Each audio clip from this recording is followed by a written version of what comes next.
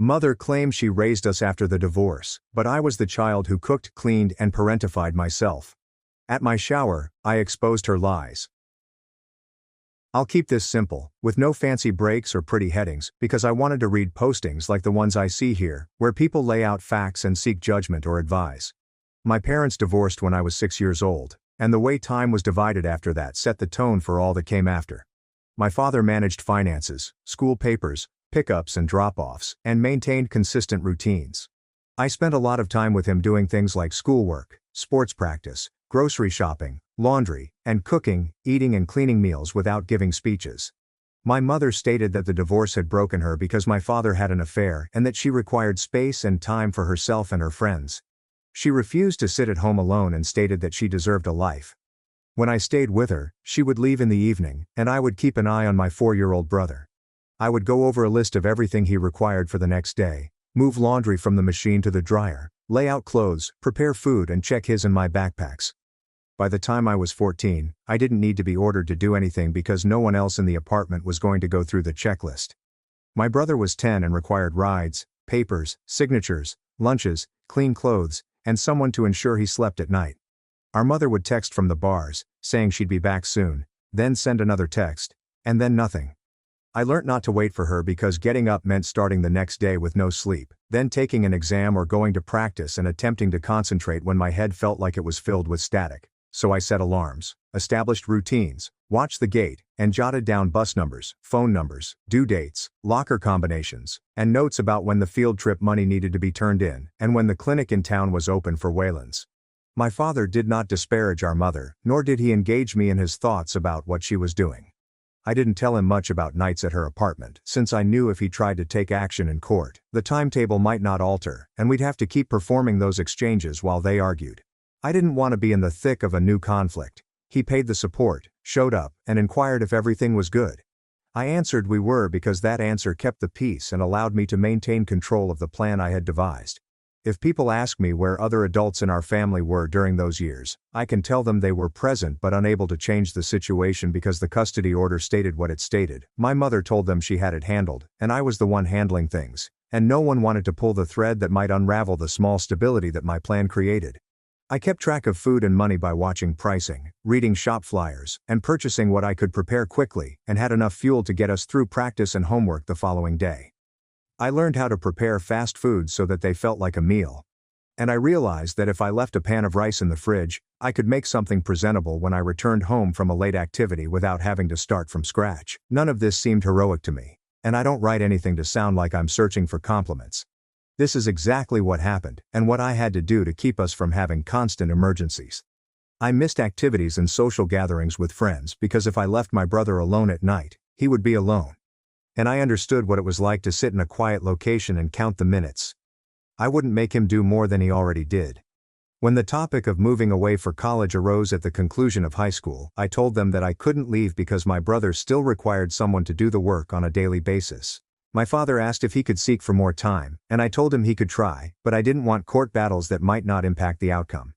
We decided that I would take community classes, work nearby, and keep things stable until my brother was back on his feet. I did that, and when he was older, had a license, and spent most nights at our father's house, I moved into a modest apartment with a roommate and began to focus on my own life.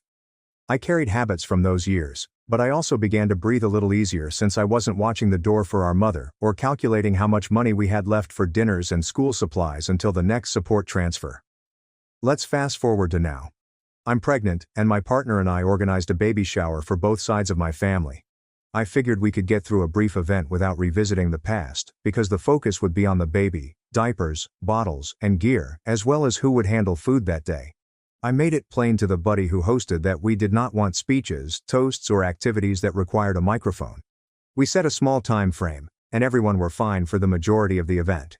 My parents were in the same room without speaking, which was good because the goal wasn't to reconcile them, but to get through the occasion without incident. Near the end, my mother joined a group and began telling a story about raising 2 children on her alone and how difficult it was after my father cheated and abandoned her. She repeated it in a clear voice, looked around at everyone, and kept going. My father was within earshot but did not say anything. I watched people listen and nod, and I knew that if I remained silent, I would be co-signing a narrative of my life that excludes many nights, a lot of work, and a great deal of support from my father. The math in my thoughts was quick and straightforward. I either interrupt and state unequivocally that the story is incorrect, or I let it sit and then correct versions of it in smaller rooms for years. I chose the first choice and said clearly that I raised myself and my brother during her time, and that my father did not forsake us, paying support and showing up. I said, if people want to know who cooked, signed forms, handled pickups, called the bus line, sat in clinics, met teachers, and made sure there was food, they can talk to me. I said I would not let my child grow up believing a story that gives credit to someone who did not do the work. My mother told me I was ungrateful and that I was embarrassing her. She left the gathering with her friends and didn't talk with me for 2 weeks. She wrote me a message the day after the shower, saying I had crossed a boundary and that she would not speak to me until I apologized. I did not respond to that message because an apology for stating the truth would put me back, and I wanted to focus my attention on the delivery and setting up support that would function during those initial weeks. I prepared a visit schedule and informed both parties that visits might be abbreviated by arrangement, that we would not host drop-ins, and that no photos of the infant would be posted without our permission. My father said he understood and asked if we needed anything else. My mother responded with nothing but quiet. About a week before my due date, my mother requested that we meet near her home. She explained that she had thought about the shower and could see how her remarks were incorrect. She claimed that she left us unsupervised on many nights and used bars and friends to deal with the divorce and affair. She stated that she was depressed, felt empty, and shut down, and that hanging out with pals at bars saved her from sitting alone. She stated that she should have sought therapy but did not due to cost and fear of being judged. She asked for the opportunity to be a present grandmother and create trust. I told her that while I accept her awareness of conduct, I will not rewrite history, and that if she wants a position, it will be established on tiny, consistent behaviors over time. I told her I would not be her therapist or health manager, and that if she felt she needed help she should seek it from specialists. I established clear guidelines for visits and stated that if she broke them, we would pause. She claimed she understood and cried, and I didn't rush to make her feel better because I'm no longer doing that job. My father dropped over with a bag of goods and asked if I wanted to discuss what had happened. I informed him about the cafe chat, and he said he felt ashamed in the shower because he knew his affair set off the chain of events that led to the divorce. He apologized for not pushing harder long ago when he thought that things were not stable at my mother's house. He expressed concern that a legal fight would fail, causing us to lose time with him and even destroying our lives. We sat down, and I told him that I don't want to revisit prior decisions every time something happens, and that I need him to focus on what we need right now. He stated he would and requested me to notify him if he begins to overfunction, or push too hard out of guilt. I appreciated it since it pointed to a pattern I don't want to repeat in which emotions drive behaviors that result in additional work for me. The baby shower prompted inquiries from family members who had heard 2 distinct accounts of the past over the years. I informed them that I'm not attempting to punish my mother, absolve my father, or rank them. I'm interested in creating a baseline for my child based on actual behavior that will keep our family free of disruption and blame stories. I informed them that I am open to individuals who show up but close to those who do not. And I added that if somebody attempts to force me into a reconciliation arc to make themselves feel better, they should stop because I am not doing that work for others. So I provided an update. People messaged me to ask what occurred shortly after the shower, if my brother reached out, and if there was any fallout. My brother called me 2 days after the incident and said he froze when our mother was speaking and wished he had stepped in with a brief message of support to end the conversation right there. He said he emailed her that night that he agreed with me, that he remembered many evenings when I was in charge, and that he would not sit through future speeches that allocate credit in a way that ignores the work I accomplished. He requested me to provide him a list of the postpartum boundaries I established so that he could reinforce them if anyone tried to push over them while I was fatigued or unavailable. I provided him the timetable, as well as the guidelines regarding brief visits, consent for photos, and no posts. And he said he would support me in any room. In terms of consequences, cousins asked my mother if she wanted to explain her side, and she said she was tired of dealing with ungrateful children. One cousin sent me a long note about how my mother's divorce had left her with fewer finances and that going to bars for social support was typical. I stated that while social support is not a problem, leaving children alone night after night is, and that I will not address that anymore. My father did not contact my mother or ask me to communicate with her on his behalf. He limited his comments to practical advice and let the social aspect fall where it would. I believe this helped to avoid me from being forced into the go-between role, which I do not want to continue in this next stage of my life. In the week following the shower, I finalized our plans for the birth and the first 2 weeks at home. My husband and I devised a simple system that included meal drop-offs on specific days and quiet days with no visits, as well as a list of duties that people might perform if they asked how to help. We put it all down since word of mouth spreads quickly, and when people are in the room, they frequently default to holding the baby and chatting when what we really need is dishes, laundry, garbage, and someone to pick up a card or a prescription. We communicated the plan to both parties and adhered to it. People who followed the plan were invited back, while those who did not received fewer windows. It was not a punishment, it was a means to keep a tiny unit safe throughout a difficult stage. After the meeting, my mother sent texts stating that she would respect the rules I established, including not bringing friends, making speeches, or sharing images. I asked her to affirm that she would arrive and depart on time, and that she would inquire before taking up the infant. She said yes. I avoided lengthy discussions since they frequently devolve into old grudges that consume hours and yield nothing useful. I wanted to preserve every interaction with her related to specific activities that I could consider later. Then the birth occurred. Labor proceeded as predicted, with the typical range of discomfort, decisions, monitoring, and checks. We kept the hospital room quiet and did not accept drop-in visitors.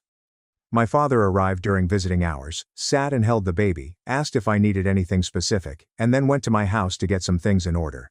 My mother arrived the next day during her assigned window, bringing a little bag of diapers and wipes, as well as a brief message in which she expressed her desire to do better in the future. She asked to hold the baby, and I said yes. She sat and held the baby, not talking about the past, the shower, or my father, and did not take out her phone without asking. After 20 minutes, she returned the baby and said she'd leave so I could rest. This was the first time in many years that I didn't feel like I was attempting to control her attitude or guide the room around her needs. We went home and began our schedule. People arrived and left at predetermined times and completed particular chores. We kept a log on the fridge where we recorded feeding times, diaper counts, medications, and tasks. This was useful because when someone asked how we could help, we could refer to the list rather than thinking up tasks on the fly while carrying a wailing baby. My mother arrived to our house during her allotted hours and inquired what she could do. I told her to fold the laundry, wash the bottles and wipe the surfaces, which she did. She did not modify our routines, give unsolicited advice, or attempt to take over the infant. She set a timer on her phone and departed as soon as it went off. I documented each good visit because I want to evaluate based on data, not hope. Update 2. Another update because folks asked if I would go to therapy with my mother, push her into treatment, or help manage her health. I informed my mother that if she wanted to pursue treatment, I would provide her the names of therapists and a link to an intake portal. That was the extent of my engagement. I provided her a short list that matched her insurance and asked her to let me know if she had scheduled anything. And she could keep it private if she wanted to. She texted around 2 weeks later that she had completed an intake and attended her first session, and that it was difficult to sit with comments on her patterns. She stated that the therapist asked her to describe how she coped after the divorce and how it affected us, and she could see that she told herself a story in which she regarded herself as the key source of our survival, even if the facts did not support that. I told her I heard her and will watch what she did next. I also established a guideline regarding childcare. For the time being, only my father, brother, and 2 close friends can handle the infant on their own. My mother is welcome to pay me visits and assist with tasks when I am present. If she maintains consistency for several months, we can return. She acknowledged her understanding and asked if she might take the stroller for a short walk with me present. I agreed to a loop around the block while we were together, which we did, and it was fine. She didn't press for more, which I appreciated because it would have set us back. Money came up since my mother volunteered to help. I suggested she put up a little monthly transfer into the account we made for the baby's future. I asked her not to acquire goods without coordination because space and procedures are more important than random items. She agreed and scheduled a transfer, bringing consumables rather than huge stuff. During visits, she sometimes reads from a book while I rest, which is more useful than elaborate gestures. I prefer assistance that fits within our plan.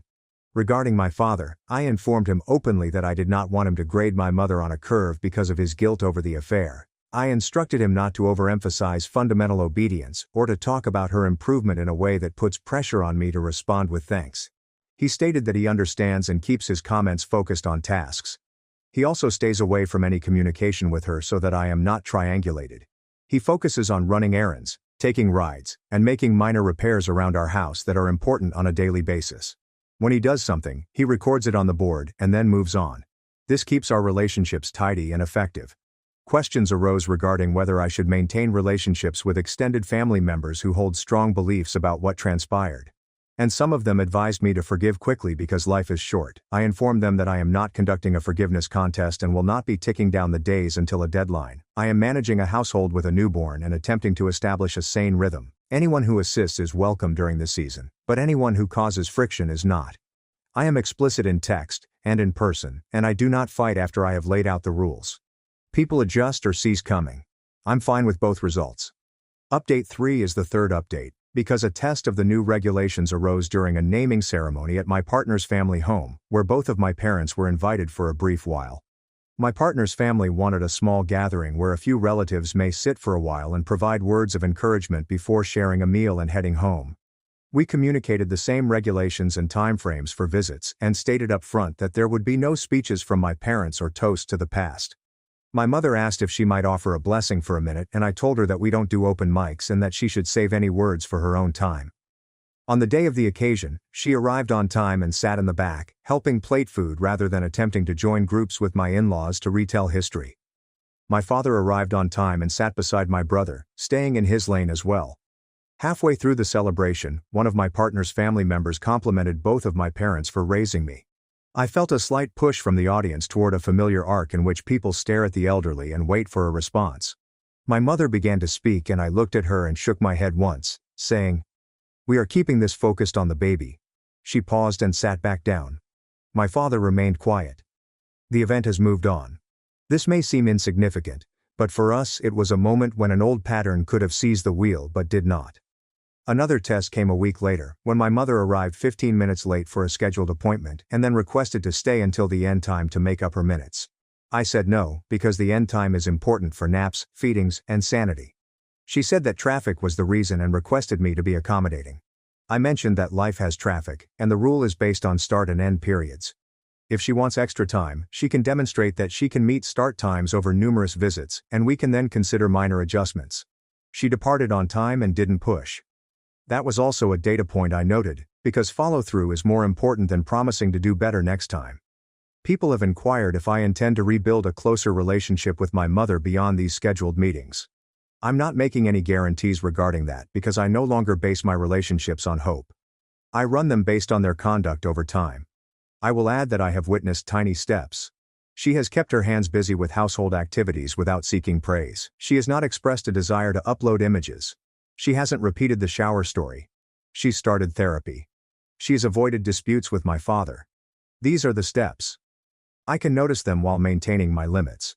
My brother has taken on the position of uncle in a way that indicates he is ready to put his parentified role behind. He comes by on weekends and runs the errands I assign. He cooks a pot of food, organizes containers, and labels them, saving us time for days.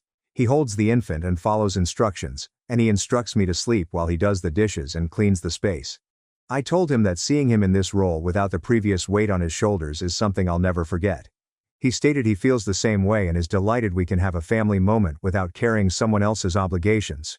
Readers have asked if I will ever accept my mother's apology as adequate. My response is that apologies don't mean anything to me until they are followed up on over time.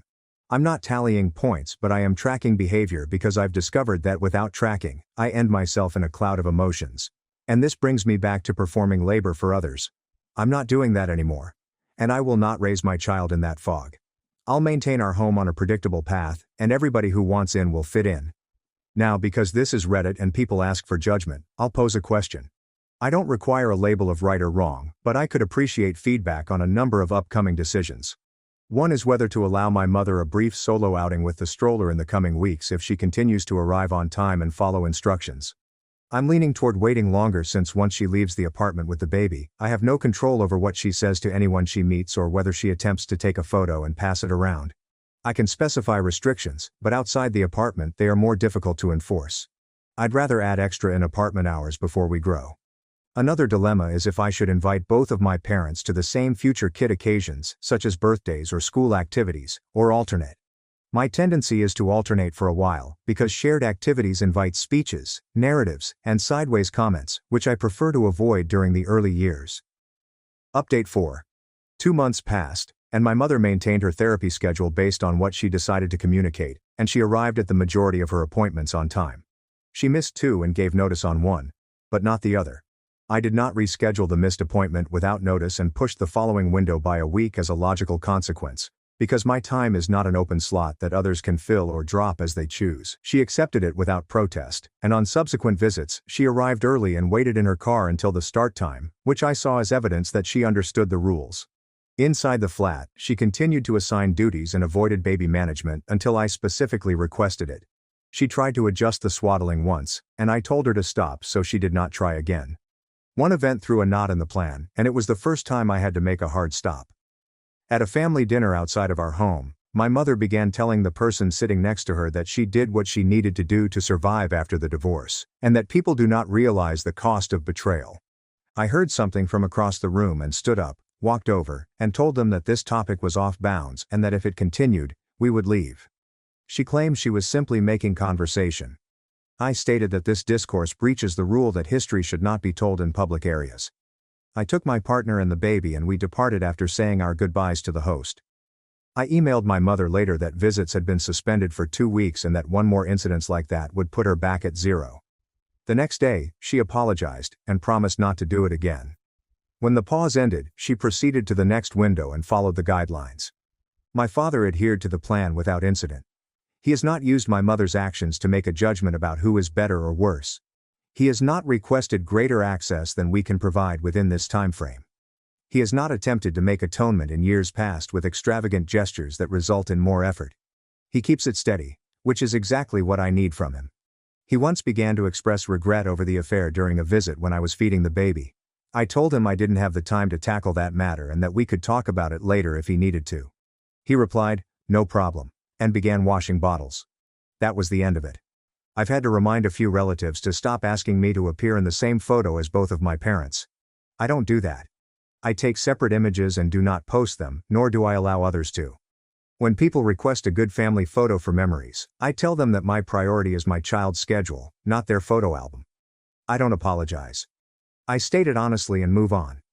The fewer words I use the better, because arguments expand in empty space. TH570. Mom forced me to write, "I am too stupid to think for myself," 10,000 times, then told everyone we'd died in a fire. But the truth was worse. My mother handed each of her children a unique identity at birth from which we could never escape. Clara was the intelligent one. Mia was the attractive one. Daniel was the stronger one. And I was the dumb one. Mom didn't just label us, she punished us anytime we excelled in the wrong things. She referred to it as preserving the family ecosystem. The allocations were determined within minutes of our births based on Mom's initial thoughts. Clara came forth quiet and watchful, so Mom considered her the smartest one. Mia had delicate features even as a newborn, which made her attractive. Daniel was a huge infant who cried loudly, which made him stronger. I was born last and smallest, struggling to breathe, and Mom assumed I was dumb. She had listed these positions on our birth certificates as medical conditions. Dad left when he understood how serious she was about this. He couldn't bear to witness what she was doing to us. Mom regarded his departure as confirmation that her system operated better without him. When Clara struggled with a math problem, Mom would solve it for her, then hit me if I tried to assist because dumb children do not comprehend mathematics. When I got taller than Mia, Mom forced me to slouch repeatedly until my spine visibly curled so the dumb one couldn't be tall either.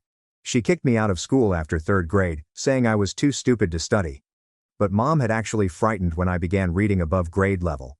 Daniel was not permitted to cry, even if he had broken bones, because the strong one cannot feel pain. When Mia attained average teenage weight, Mom put her on rigorous diets that caused her to faint on a daily basis, because the pretty one had to stay skinny at all costs. Mom deteriorated as we grew older and began displaying talents that did not match our labels.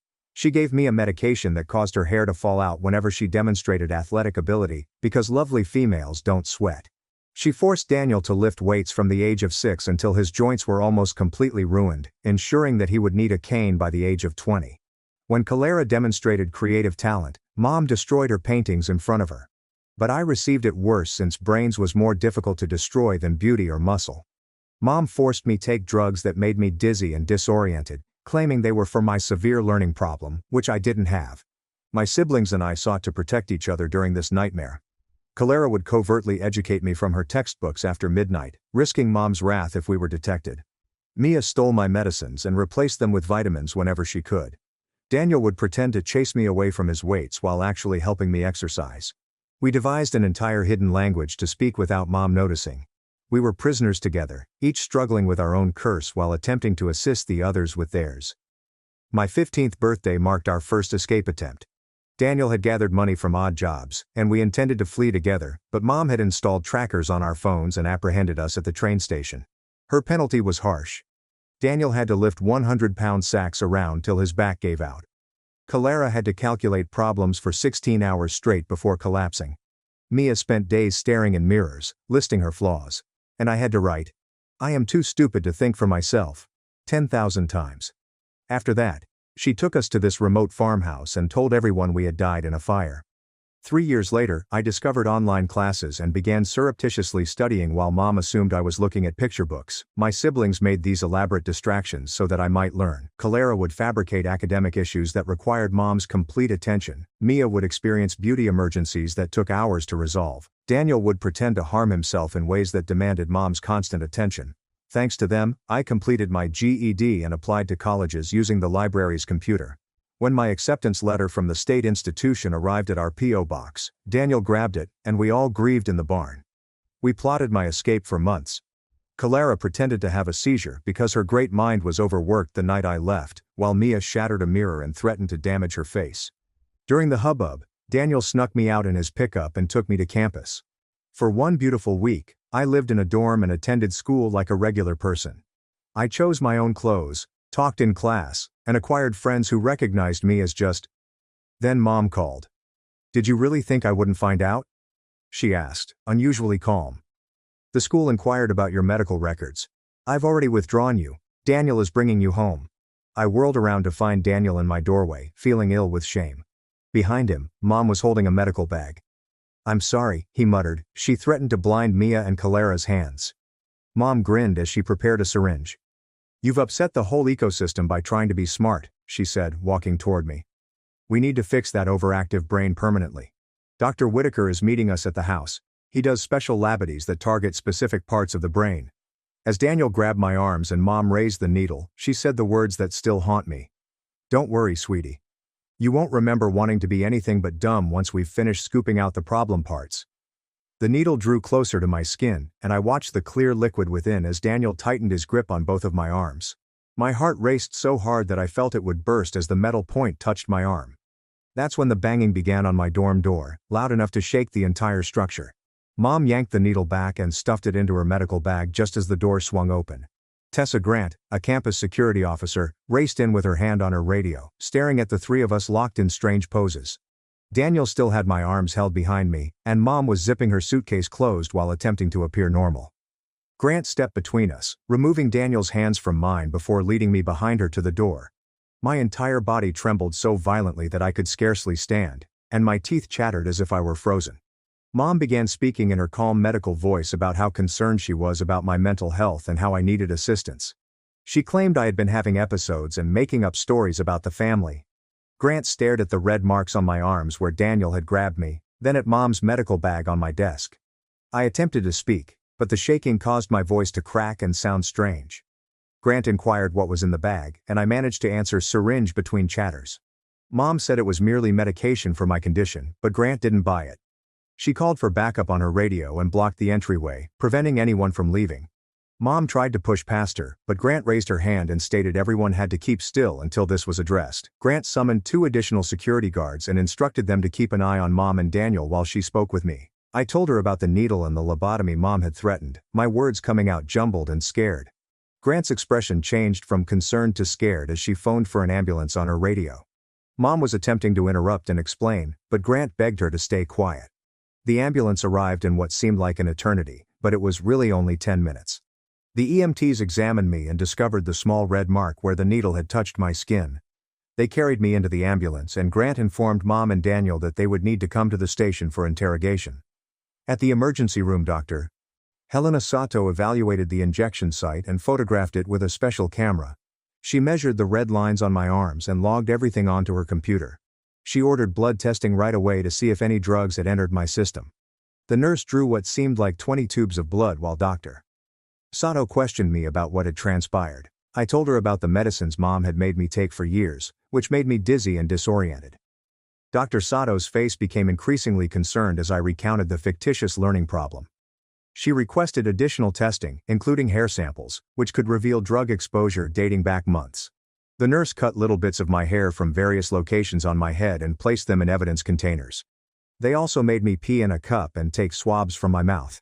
Dr. Sato stated that they will perform every conceivable test to determine what Mom had been giving me. I spent the entire night in the hospital undergoing tests and scans. They performed a brain scan to look for any effects from the long-term drugging.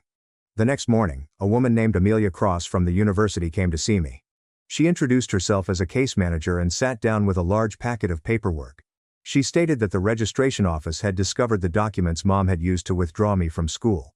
The papers claimed that I had serious cognitive impairment and could not operate in an academic environment. Amelia stated that the documents were plainly falsified, despite the fact that I had been attending classes for a week without issue. She helped me fill out a FERPA block, which prevented Mom from accessing any of my school records. We spent an hour reviewing several forms for campus safety measures. Amelia began the paperwork for a no-contact order, which would bar Mom from campus. She said it would take a few days to process, but campus security already had Mom's photo. I grabbed my phone to send my siblings our old code word, which meant, "Are you okay?"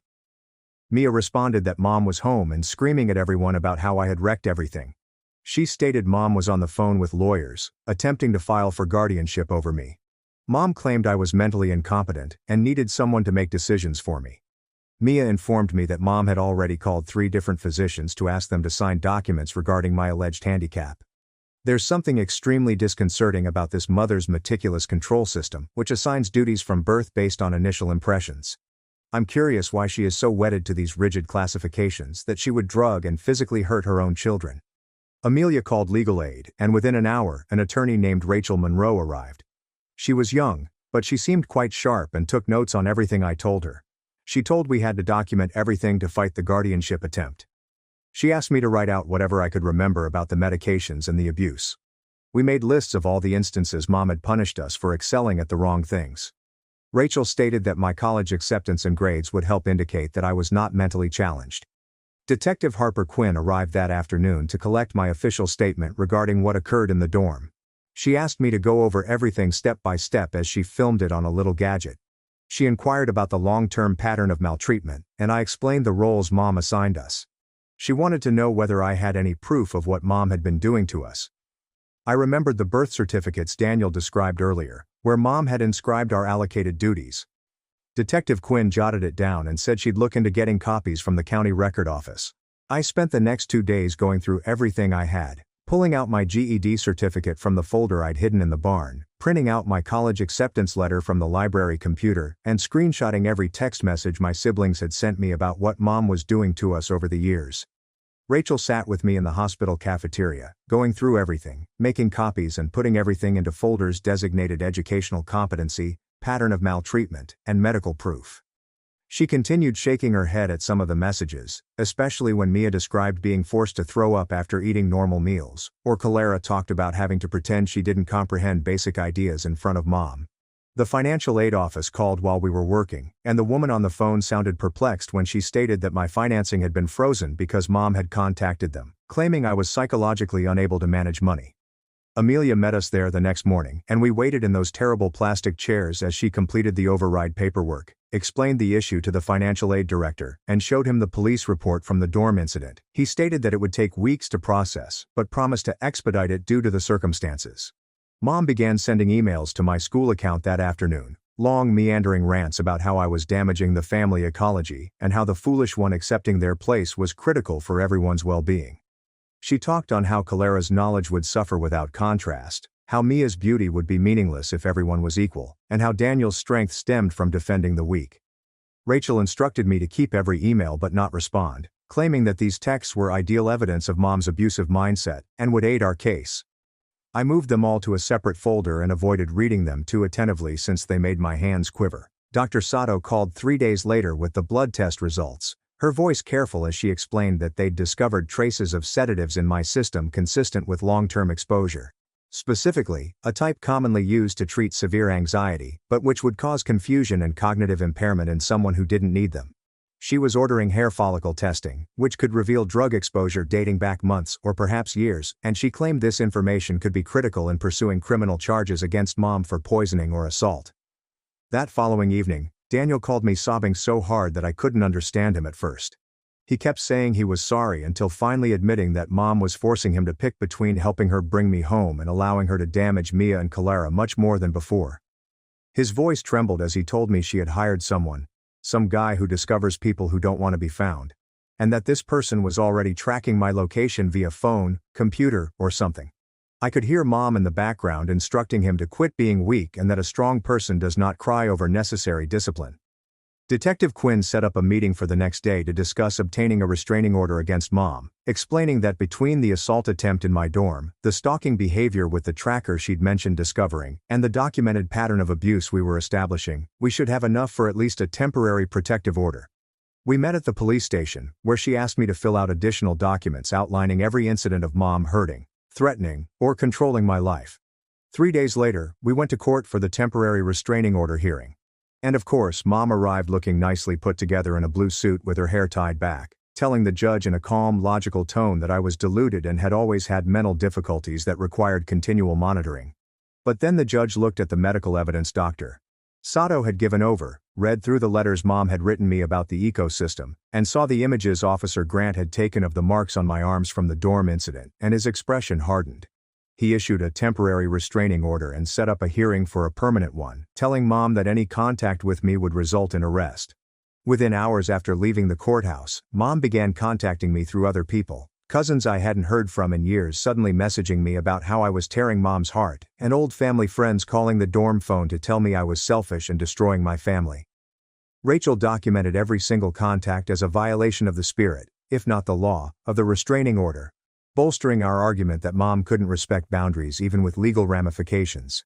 Then someone posted my dorm address on a forum about problem children who abandoned their families, alleging I was a dangerous, mentally sick person who had abandoned my poor mother to care for my brothers alone after years of sacrifice. Campus IT assisted me in documenting the doxing by collecting photos and tracking IP addresses, while security began doing additional patrols around my building and checking IDs of anyone who did not appear to be a student. The next day after the doxing incident, the university issued an official no trespass order against Mom, with Officer Grant personally driving out to deliver it to Mom at the farmhouse and warning her that any appearance on campus would result in immediate arrest and criminal trespass charges. 2 days later, I discovered a little parcel crammed in my mailbox among bills and school flyers. Inside was a thumb drive with a sticky note in Daniel's handwriting that simply stated proof. I connected it to my laptop and found scanned copies of all 4 of our birth certificates. My hands began to shake as I saw what Mom had written on each one. She had put our allotted roles in exquisite cursive handwriting right in the official medical condition boxes. Clara said, "Smart one, exceptional cognitive function." Mia said, "Pretty one, aesthetic priority." Daniel said, "Strong one, physical dominance required." Mine said, "Dumb one, severely limited capacity." She literally labeled our legal documents as if they were real medical diagnoses. I printed copies and dashed to Rachel's office without even retrieving my coat. Her cheeks turned white as she examined the birth certificates. "This is premeditated abuse documented from birth," she told me. "I've never seen anything this clear in 20 years of practice." She immediately began making copies for our case file, saying it will be the focal point of our permanent restraining order hearing. That same day my phone vibrated with a text from Mia using our old code. When I translated that, my stomach fell. She had passed out at the farmhouse, and her mother had to rush her to the emergency room. The doctor there observed she was terribly underweight and inquired about her eating habits. Mom explained that Mia was only anxious since her troublesome sister had abandoned the home and was making false charges. Mia stated that the doctor appeared suspicious, but she did not pursue the matter because Mom was present at all times. I contacted Mia back and asked if she could get copies of the medical documents. She was terrified, but she promised to try because Mom's condition was deteriorating by the day. Mom made her weigh herself 3 times a day, and cut her food portions even smaller. The following morning, Detective Quinn called with unexpected news. A neighbor near the farmhouse had seen news coverage of the probe and alerted the police. This woman claimed she had heard odd screaming from our house for years and seen medical supply trucks making deliveries far too frequently for a regular family. She'd always questioned what was going on, but Mom had explained that we were homeschooling special needs children who needed ongoing medical care. Quinn was adding the neighbor's statement to the accumulating body of evidence against Mom. Rachel felt it was time to go after Dr. Whitaker too. She filed an official complaint with the state medical board over his role in Mom's lobotomy threats. Even if he hadn't done anything yet, simply planning such a treatment on a healthy individual would violate every medical ethics standard in existence. The medical board announced that they will conduct an investigation and subpoena his patient data. 3 days later, Rachel called to deliver dismal news. Mom had petitioned for emergency guardianship over me, alleging that I was gravely handicapped and a danger to myself without regular care. The court has scheduled an evaluation for the following week. Rachel pushed hard to get them to agree to utilize an impartial assessor instead of Mom's preferred doctor. Daniel dropping off that thumb drive is like discovering the villain's diary with the wicked scheme written on the cover. Mom genuinely designated her children's birth certificates like grocery shop vegetables. She advised me on what to expect and told me to just be myself and respond honestly. The evaluation was conducted in a small office within the courthouse. The assessor was a woman in her 50s who appeared nice but thorough. I spent 3 hours answering questions, taking basic cognitive tests, explaining my educational background, and discussing the abuse.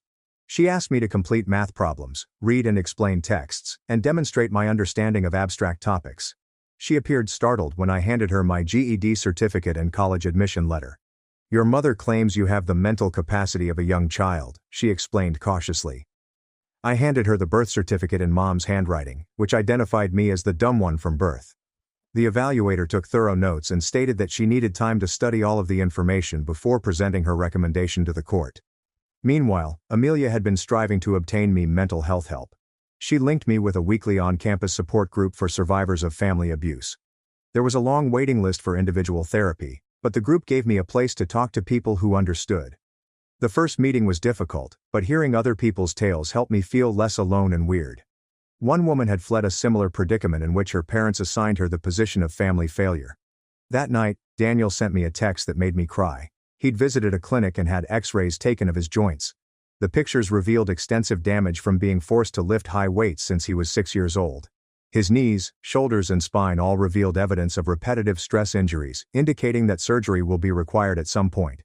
He described witnessing the physical damage in black and white as breaking through years of Mom's indoctrination.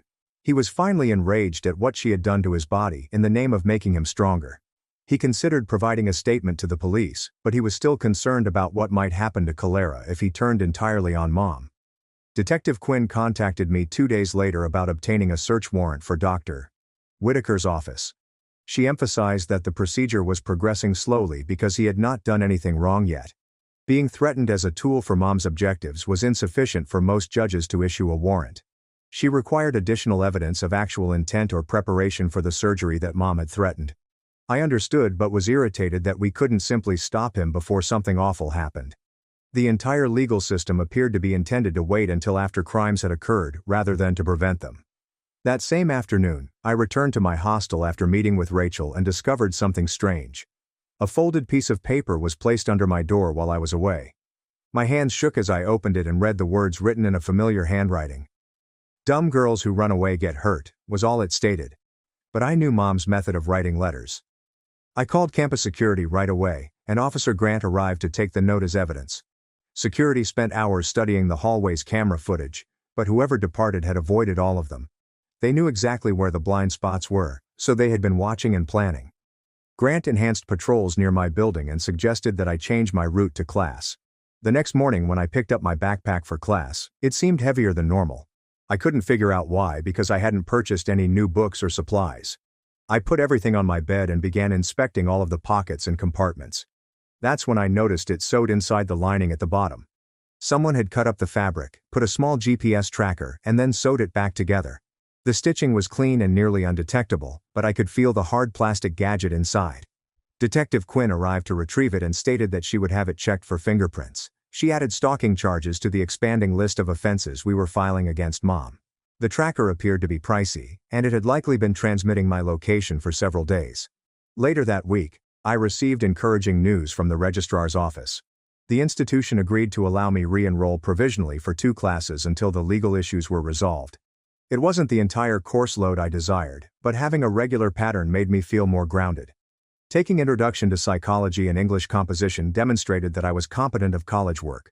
Amelia addressed my predicament to my instructors confidentially, and they were understanding.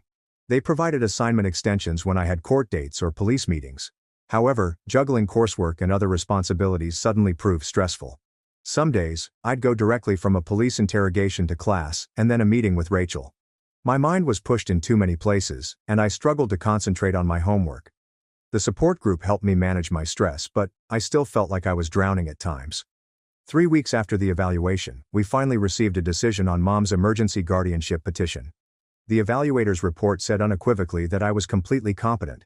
The court refused Mom's petition and seemed genuinely concerned about the evidence we submitted.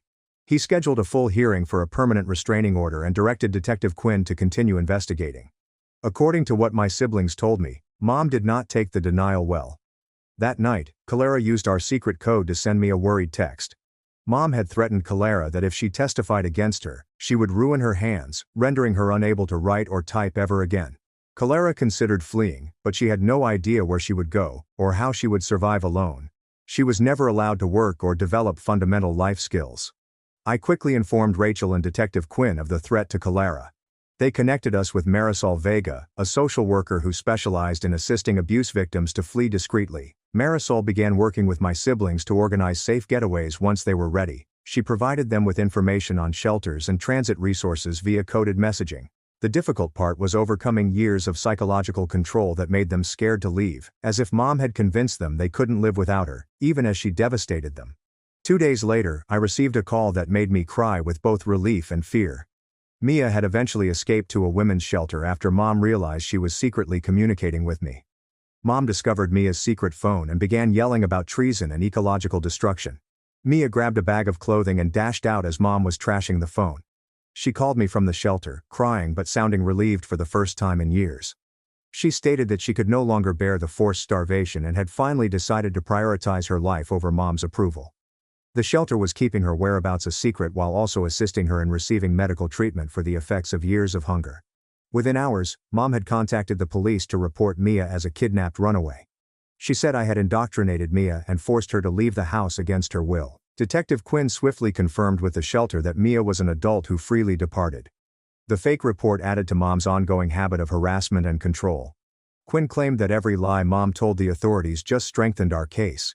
Mom was ruining her own reputation by making these desperate attempts to reclaim control. Meanwhile, Mia was finally able to eat regular meals without someone watching every bite. She told me that the shelter officials were surprised by how thin she was for her height. They sent her to experts who specialize in helping people recover from eating disorders. Mia admitted it felt strange to eat without guilt, but she was determined to get healthy. She wanted to be strong enough to speak up about what Mom had done to all of us. Rachel began putting together a civil harassment claim the next morning based on everything Mom had been doing online, pulling up screenshots of posts claiming I was mentally ill and dangerous, documenting every fake account she'd created to spread lies about me, and tracking down the original doxing post with my dorm address. She spread papers across her desk, demonstrating how Mom had written on parent sites that I was a runaway with significant brain injury who needed to be taken home for medical treatment. She made bogus missing person flyers using my photo, claiming I had the mental capacity of a 5-year-old. She even created a website called Help Bring Maya Home, which had fabricated details concerning my alleged problems. Rachel stated that having both criminal and civil cases would provide many options for stopping Mom's behavior, as different courts may issue different types of orders with varying consequences. While she worked on that, Dr. Sato called with the hair analysis results, and I could hear the shock in her voice as she explained that the test revealed I'd been exposed to sedatives on a regular basis for at least 4 years, with levels that suggested someone had purposefully drugged me, rather than providing me with proper medical care. The concentration patterns in different sections of my hair formed a timeline indicating that the drugging began around the time I turned 14 and continued until I escaped to college, with the highest levels occurring within the last year, when Mom must have increased the doses to keep me confused as I grew older. Dr. Sato stated that she had never seen anything like it outside of criminal poisoning cases and was writing a detailed report that would considerably bolster any criminal accusations brought. That same afternoon, a letter arrived from Dr. Whitaker's office, claiming that there was no record of any planned procedures for me, and denying any discussions with my mother about medical interventions. But Rachel observed the cautious wording, which avoided indicating he had never discussed it with Mom at all. How did Mia know exactly when to grab her belongings and flee while Mom was busy breaking the phone? The time felt ideal, as if she had been plotting her departure for centuries. The letter repeatedly used language such as no formal consultations and no scheduled appointments. That sounded more like legal protection than honest denial. It also highlighted their office's commitment to appropriate medical ethics 3 times, which Rachel believed demonstrated a sense of guilt. Detective Quinn devised a plan to obtain additional evidence and had me phone Dr. Whitaker's office while she taped everything, instructing me to ask generic questions about whether they ever made house calls or private treatments. Dr. Whitaker called, and while he didn't admit anything specific about me, he did mention that his practice occasionally handled difficult cases requiring discretion and private procedures for families with special circumstances, which Quinn said was reason enough to investigate his medical license and subpoena his records. Daniel contacted me 2 days later, crying, because he'd torn something in his knee during one of Mom's forced training sessions, in which she made him carry 200 pounds up and down stairs for 3 hours straight. The doctor at urgent care stated he required surgery and would be on crutches for at least 2 months, which meant he couldn't perform the crazy strength exercises Mom insisted on anymore. He informed me that the injury was almost a relief since it provided him a reason to stop being Mom's enforcer. While he pondered out how to get away, I could hear the pain in his voice, which was caused by both a physical injury and years of joint deterioration. Marisol had been working with him to arrange transportation to a men's shelter whenever he was ready to leave. Devising a complete escape plan with a volunteer who would pick him up during one of his physical therapy appointments, so Mom wouldn't notice he was gone until hours later. But Daniel kept hesitating because he was afraid of what Mom would do to Clara if he and Mia left, stating he couldn't leave our sister to face Mom's fury alone, even if remaining was ruining his body. He had been the enforcer for so long that the guilt of leaving Clara alone was eating him alive. Marisol had to constantly reminding him that if Mom ruined his ability to walk, he couldn't defend anyone. A week later, while I was headed to class, I observed someone in a large coat and sunglasses following me across campus. And, despite the disguise of a wig and other clothes, I recognized Mom's gait quickly after years of observing her mood shifts. I texted Officer Grant right away and continued going toward the campus security office as Mom approached, reaching into her purse for something I couldn't see. Grant apprehended her just outside the library, and when Mom tried to explain that she was only a concerned parent checking on her daughter, Grant reminded her of the no trespass order and called for backup. After years of Mom having complete control over every part of our life, it felt surreal to see Grant place handcuffs on her while she yelled about her parental rights. Mom was charged with criminal trespass and breaking a restraining order, and the prosecutor stated that this arrest would greatly help our case because it demonstrated Mom's inability to respect legal boundaries. 3 weeks later, at the permanent restraining order hearing, a neighbor near the farmhouse testified that she heard shouting at all hours and saw medical supply trucks making deliveries that looked excessive for a regular family.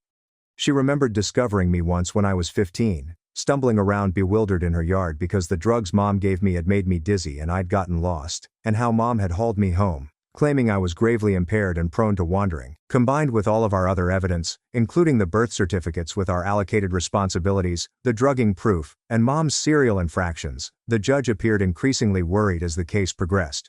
The judge issued a 3-year restraining order with such tight conditions that Mom could not contact us directly or through third parties, could not come within 500 feet of us, and could not write about us online. Mom's counsel claimed that it was excessive for a mother attempting to help her children, but the judge determined that the pattern of abuse and recent offenses indicated a significant ongoing threat that warranted maximal protection. Within days, Mom filed a defamation case, saying I was lying about everything and damaging her reputation with bogus charges of abuse, seeking emotional distress damages, and demanding I publicly renounce my delusions about being drugged and controlled. Rachel simply smiled when she received the case and quickly began preparing an anti-slap motion to have it dismissed, saying that this type of reprisal was frequent among abusers attempting to quiet their victims through legal intimidation. 2 weeks later, the courtroom was packed when the judge ruled on Rachel's anti-slap motion, and I saw Mom's face get crimson as he stated that her case was plainly intended to keep me from testifying about my own abuse experiences. The judge ordered her to pay all of my legal bills within 30 days and warned that any future litigation would be considered harassment, despite Mom's lawyer's attempts to argue that this was about safeguarding a mother's reputation. But the judge didn't buy it at all. Detective Quinn called me that afternoon to say she had finally received approval for the search warrant based on everything we had provided her, as well as the neighbor's testimony and additional evidence from other families who had dealt with Dr. Whitaker. She informed me that they would be investigating the farmhouse the next morning for medical supplies, drugs that had not been prescribed to anyone, and any documentation of Mom's ecosystem system, and asked if there was anything in particular they should look for. I told her about Mom's filing cabinet in her bedroom, where she maintained all of our growth charts, charting how well we performed in our assigned duties, and the locked box under her bed where she kept the medicines she forced me take. The search team discovered far more than I expected, including detailed notebooks dating back to our births in which Mom recorded daily observations about how to keep us in our roles, bottles of prescription sedatives with no patient names, and 17 different tracking devices she had planned to use on us. They also discovered written emails between Mom and Dr. Whitaker detailing cognitive correction techniques for troublesome children, as well as receipts for medical equipment with no legitimate use in an ordinary family. Detective Quinn subsequently showed me images of the evidence room, which made my stomach turn. Seeing everything put out on tables with evidence tags, especially the syringes and vials Mom had been collecting for whatever she was plotting next. Mom was arrested at her motel within hours of the search for assault, stalking and child endangerment based on the evidence discovered. Detective Quinn also stated that Dr. Whitaker was under investigation when it was determined that he had performed these specific operations on other families as well. Mom's mugshot showed her still attempting to appear composed, but you could see the wrath in her eyes as her perfect system was finally revealed to the public. The next day, Daniel was called in for questioning about his role in bringing me back from college, and I felt horrible thinking he could be in trouble for something Mom forced him to do. The detective who interviewed him called me later to say they weren't bringing charges because it was evident Daniel was also a victim who had been threatened and manipulated, which appeared to help him finally recognize that what Mom did to all of us was abuse. Mia went to the police station that week to give a sworn testimony regarding the diet pills and forced starvation, bringing photos of her at her thinnest and medical documents from many fainting episodes that Mom had disregarded. Calera submitted a written testimony that included images of her burned paintings and extensive explanations of the penalties she received for displaying any artistic talent, as well as witness testimonials from 2 former neighbors who saw the smoke from Mom's work. Their courage in stepping out bolstered the case, and the prosecution stated that having all 4 siblings confirm the abuse pattern made it nearly impossible for Mom to argue this was simply one unhappy child making things up. Mom posted bail 3 days later and began showing up at the courthouse throughout my hearings for the restraining order appeals, standing exactly 5,001 feet away, which was technically outside the order but clearly intended to intimidate me. Each time she arrived, campus security or court authorities took photos and measurements, adding to the proof that she could not respect limits, even when facing serious criminal accusations. The trauma began to strike me hard after the immediate threat had passed, and I found myself jumping anytime someone walked behind me, or unable to sleep because every sound made me believe Mom had discovered a way around the restraining order. I'd wake up at 3 a.m. I was in complete terror, convinced that I had heard her voice or smelt the medicine from the pills she forced down my throat, despite the fact that I knew she couldn't come near me. Amelia assisted me in getting on the waiting list for trauma therapy through the university counseling facility, but they stated it could take weeks before a seat became available due to the high demand. She also linked me with an online support group for family violence survivors, which was beneficial, knowing that others understood what it was like to be terrified of your own mother. Prosecutor Julianne Price arranged a conference with me and Rachel to discuss a plea deal he was considering for Mom, in which she would plead guilty to assault and stalking in exchange for the more serious charges being dropped. He said that trials are extremely difficult for victims because they require them to testify and relive everything in detail, and that this agreement ensured she would receive probation with forced mental therapy, as well as a long-term no-contact order with all of us. Finding medical supply trucks making regular deliveries to an ordinary residence makes me wonder how many people sensed anything amiss but never inquired about what was going on inside that farmhouse. The stipulations included 3 years of probation, with any violation resulting in immediate jail time, twice weekly forced therapy that she would have to pay for herself, and a 10-year restraining order that covered all 4 of us kids with no exceptions for holidays or family activities. I contacted my siblings that night, and we discussed for hours about whether to support the plea deal, with Daniel saying he simply wanted it to be finished, Mia fearing Mom would find a way around any limits, and Calera hoping the treatment would truly help Mom recognize what she had done to us. We eventually agreed that our safety was more important than seeing Mom receive the maximum sentence, and that having a predetermined outcome was preferable to risking a trial where anything could go wrong. 2 days later, we all signed letters to the prosecutor expressing our support for the plea offer, and Mom pleaded guilty in court to assault and stalking, while the judge ensured she understood she was agreeing to stay away from all of us for a decade. Detective Quinn informed me that after our story reached the local news, 3 other families had contacted the medical board regarding Dr. Whitaker offering unusual therapies for their children that were not standard medical procedures. The board immediately suspended his license while they examined everything, and Quinn stated that he would most likely never practice medicine again, which meant Mom had lost her major medical person, who would have done the horrific thing she threatened. Mia texted me a week later, saying she'd found a little apartment just 2 blocks from university with money our grandmother had left us that Mom had no idea about, and she was finally eating actual meals after years of starvation. She said her body was gradually learning what normal felt like, and she'd joined the waiting list for eating disorder therapy at the Student Health Center, even though it could take months to get in. Daniel texted me that he had begun physical therapy for the damage to his joints caused by being forced to lift weights since he was 6 years old, and that the therapist was astounded by how terrible things were. He also stated that he had joined a support group for men who had been abused, and that he was sorry for assisting Mom that day in my dorm room, even though he realized I probably couldn't forgive him just yet. I admired his efforts to make things right, even if I wasn't ready to totally trust him again after what had transpired.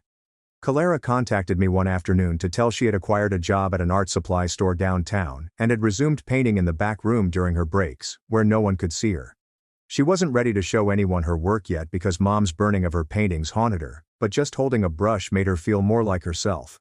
After weeks of paperwork and meetings, the financial aid office finally finalized my dependence override, proving Mom no longer had influence over my education.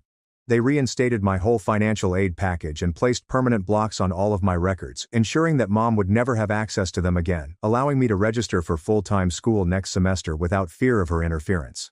My siblings and I began texting each other using a combination of our old secret language from childhood and normal discourse, because we all needed to keep connected while also acknowledging that we were all suffering with trauma in various ways. Mia was concentrating on her physical recuperation, Clara on her artistic side, and Daniel was dealing with his remorse over being Mom's enforcer all these years. I was finally taken off the waiting list for treatment and met with a counselor who specialized in family trauma and control issues. She listened to my entire experience without passing judgment and informed me that what Mom did was severe psychological and physical abuse, not just rigorous parenting as she always claimed. That night, after therapy, I slept the entire night for the first time since escaping. No nightmares about Mom finding me or waking up in terror believing I heard her voice. The prosecutor called to tell me that during Mom's first probation check-in, the officer had to caution her because she had attempted to reach us through a cousin who had called Mia, wondering why we were so nasty to our mother. The probation officer logged the infraction and informed Mom that any further efforts would result in instant jail time, making me feel like the system was genuinely protecting us for once. Mia, Clara and I decided to meet for coffee at a little shop near college, marking the first time the 3 of us had been together without Mom directing every word and movement. We were all injured in different ways, with Mia remaining too thin, Clara's hands shaking slightly, and me continually looking over my shoulder, but we were learning what it meant to simply exist as ourselves. Mia ordered an entire lunch without calculating calories, Clara doodled on napkins, and I discussed my classes without pretending to be foolish. We spent 3 hours being normal sisters for the first time in our lives, with no roles to perform or penalties to dread. Walking to my morning English lesson the next week, I realized I wasn't looking behind me every few feet or calculating escape routes in case Mom came up. The sun felt nice on my face, as other students rushed past me to get to their classes, leaving me as just another college student on his way to learn something new. I sat in the front row and raised my hand to answer a question about the reading, unconcerned that being smart would get me hurt. When I finished my answer, the professor grinned and stated I had made an outstanding point, which would have gotten me a beating at home, but here it simply meant I understood the material. After class, I walked to the library to study for my psychology exam, without hunching my shoulders or shuffling my feet to appear less adept. Other students were studying around me, and I took out my textbooks and highlighters as if everything was normal, as if I belonged here just as much as everyone else. The stupid one was attending college classes and developing acquaintances who knew me simply as Maya, not as someone allocated to a sick family ecosystem. I had a future that Mom said I couldn't have. Even though we all had a long way to go in our healing, we were now free to be who we truly were, rather than who she decided we needed to be. In-laws screamed, my job was a joke, tried to evict me. After 14-hour workdays, learned the hard way. My name alone was on the deed and mortgage. I'm Oliver, a 35-year-old male software developer at a cybersecurity firm that specializes in banking system security. For the past decade, I've been slogging, working 60-plus-hour weeks and sacrificing my 20s. Despite the majority of my college friends were out partying, I saved every dime I could despite living in a tiny apartment with two roommates whose basic cleanliness was questionable at best. One of them practically never did his dishes. They soaked for weeks. But I persevered because I had a goal. Finally, at 28, I purchased my ideal home. Not a palace, but a lovely 3-bedroom ranch on a quiet neighborhood with mature trees and good neighbors. It had a finished basement where I set up my gaming station and home office, a backyard large enough for her, a dog, as was always planned, and a kitchen that did not make me cry every time I cooked. I put down the $80,000 I had saved since graduating from college. My parents contributed $20,000, but I paid them back within 2 years because I didn't want to owe anyone. I was extremely proud of that house and what it represented, attaining something meaningful via hard effort and delayed satisfaction. I met Vanessa, a 34-year-old woman, on Bumble roughly 5 years ago. She appeared calm at first, professing to enjoy hiking and video games and presenting herself as low maintenance on her profile. She had a unique chuckle that I found endearing, and could talk for hours about true crime documentaries, which I was interested in at the time. We dated for a year, relocated swiftly, and married in a courthouse with a little reception at my home. She moved into my house, which I had already owned for 2 years. There were red indicators that I overlooked since I was, frankly, relieved to no longer be single. She worked as an executive assistant, but was frequently absent due to illness. She expected expensive birthday, Christmas, Valentine's and anniversary gifts, but gave me items from the sale rack. Her parents treated her as if she were still 16, and she let them. She had anxiousness, which conveniently flared up whenever there was a duty to be done. She never volunteered to split any household bills and had a strange buying habit that never harmed her limited bank account. I eventually discovered that my credit card was funding it. I arrived home about 6:30 p.m. after meeting a tight deadline. After coding for 14 hours straight to debug a vital security fix, my brain was absolutely fried, and my eyes were burning from gazing at screens all day. Dreaming of resting on my couch and maybe playing some Xbox to unwind, I came into my driveway and had to slam on the brakes due to a pile of junk on my front lawn. This is my stuff. My faded State University hoodie lay in the grass, becoming soaked. My $4,000 vinyl collection, which I had methodically built since high school, was overflowing out of a box, with some albums exposed to the elements. My gaming gadgets, books, clothes, and that silly ceramic owl Vanessa got me on our anniversary. I later realized that the item I purchased with my credit card was resting crookedly on top of the pile. There they were, the in-laws from hell. Linda, 62, and Robert, 65, stood there with smug grins on their faces, as if they had just won the lottery. These people have never worked a real job in their privileged life. Robert handles some family property that he inherited from his father, whereas Linda's entire identity focuses around being Vanessa's mother and shopping at Nordstrom. Both were dressed in luxury clothes and were on my lawn, throwing my belongings around. Vanessa was lingering near the porch, arms crossed, and looking away as if she couldn't meet my gaze. Her body language was a strange combination of defiant and anxious, as if she knew she was doing something wrong but had convinced herself she was justified. Linda started on with her screeching voice, which sounded like a nail gun hitting sheet metal, before I could even open my car door. There he is. Finally, the worthless bum. This from a woman who previously told me at Thanksgiving that true men buy their spouses Tiffany bracelets just because, and that my career in computer stuff wasn't noteworthy because anyone can do it now. I felt a strange calm wash over me, like deep sea pressure or something. A peculiar clarity occurs when everything suddenly makes perfect sense. I exited carefully, not rushing. Robert puffed up his chest, like he often does when he wants to frighten someone. He's been living off his father's money his entire life, yet he acts like he's a self-made industrial titan. He has business cards that read entrepreneur investor, yet I've never seen him accomplish any of those things. Okay, Oliver, this isn't working, he shouted at me in his, I'm talking to the waitstaff who brought me the wrong appetizer tone. Get out, we're changing the locks tomorrow, and this is now Vanessa's house. Our daughter deserves stability and security, not you, he said dismissively. The guy who works 60 or more hours per week to pay for everything is the problem. Vanessa finally spoke up, her voice low and thin in that baby girl tone she uses when she wants something expensive. Oliver, it is over. I told you things weren't right, and Mom and Dad agree. It's best if you leave my house. My house?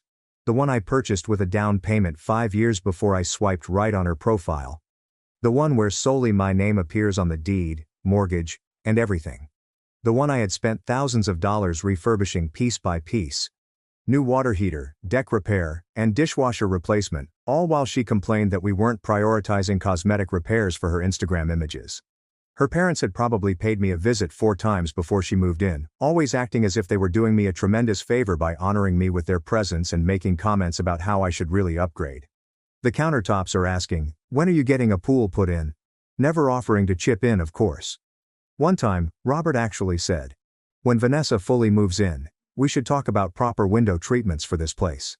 It was as if I was living in an unfinished construction site rather than a perfectly nice home. And suddenly, it's Vanessa's house. The mental gymnastics were Olympic level. Linda charged at me, finger slashing the air, her expensive manicure gleaming in the evening sun. She had a self-righteous expression on her face, as if she were passing heavenly judgment. "You heard her. Get out. You aren't welcome here, you worthless bum. This is our daughter's house now." She then kicked one of my boxes for emphasis. My ancient Psychology 101 textbook skidded over the moist grass and landed in a puddle from the morning rain. That's when the insanity struck me. I began laughing, not just a chuckle, but a full-throated, slightly insane laugh that astonished even me. It resonated around the peaceful street. Here was this 62-year-old woman, who I'd seen spend $600 on lunch without blinking, throwing my college textbook around like a tough enforcer in a lousy gangster movie. Linda's jaw literally fell. Robert blinked stupidly. Vanessa flinched as though I had screamed at her. "My house?" I blurted out, wiping my tears. "Vanessa's house. Wow. Did I miss the closing? Was there a memo? Because last I checked, I'm the only one who's paid a single penny toward this mortgage. I'm the only name on the deed. I've never seen any of you write a check for property taxes, insurance or repairs." The neighbors across the street had come out onto their porch, watching the show. "Don't you dare mock us," Robert exclaimed, puffing up again. His actual Rolex tragically glinted as he gesticulated frantically. "This is only fair. Vanessa dedicated years to you. She deserves this house for everything she's put up with." "Put up with what?" I replied, my face burning but my voice steady. "My stable job, paying all the bills, the vacations I've funded, the $4,000 handbag I bought her for her birthday that she used twice before deciding it was last season?" Linda exclaimed, her voice rising to a pitch that most likely disturbed satellite signals. "You clearly don't appreciate her. You work constantly. You're never home. We're stepping in to ensure she has what she deserves." "Right?" I asked, the laughter gone and replaced by frost in my veins. I took out my phone. "What are you doing?" Vanessa inquired, panic in her eyes. For the first time she appeared unsure of herself. "Call the people who handle property disputes," I said calmly. "Trespassing specifically. You know, the police." I'd never contacted the cops in my life, but this was crazy. "Don't you dare," Linda screamed, her voice striking a note that likely disturbed bats in the neighboring county. "This is a family matter. We don't need to involve outsiders."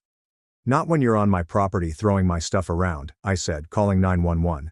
"Not when you're trying to illegally evict me from a house that I own, outright, with no legal claim whatsoever. That's actually a crime, by the way." Vanessa started crying. Those practicing tears that emerged whenever she didn't obtain what she wanted. The same tears that flowed when I told her we couldn't afford a $3,000 purse or recommended she contribute to our joint savings account on sometimes. "Oliver, please don't do this. We can talk about it. I just need some space right now." "And Mom and Dad thought they could steal my house," I said for her. "Yeah. I gathered that part." As I described the issue to the dispatcher, I noticed Robert whispering quickly to Linda, whose face was turning an alarming shade of crimson. Vanessa merely stood there, perhaps understanding that her great plan was unraveling before her eyes. The neighbors were staring now. Mrs. Collins from next door had come out with her phone, possibly recording. Great. By the morning, this would have spread throughout the neighborhood Facebook group. I gently supplied my address and indicated that 3 people were trespassing, refusing to leave, moving my stuff onto the lawn, and claiming ownership of my home. Linda could be heard in the background, virtually gargling with wrath, yelling at me to go. "My name is on the deed and mortgage. I've lived here for 7 years. They're trying to illegally evict me," I stated to the dispatcher, who appeared to have heard it all before. Robert approached me, his face going scarlet from his pricey haircut. He was muttering something about talking reason into me. "Robert, I wouldn't," I said, raising my free hand. "Stay there. Adding assault to the mix won't look good for you." He paused, then stopped, Robert's entire tough guy persona breaks apart the moment there are genuine consequences. He's used to bullying people with his money and connections while avoiding actual consequences. Vanessa appeared to be in a panic. Not unhappy or upset, but terrified, as if someone's plan was about to fail.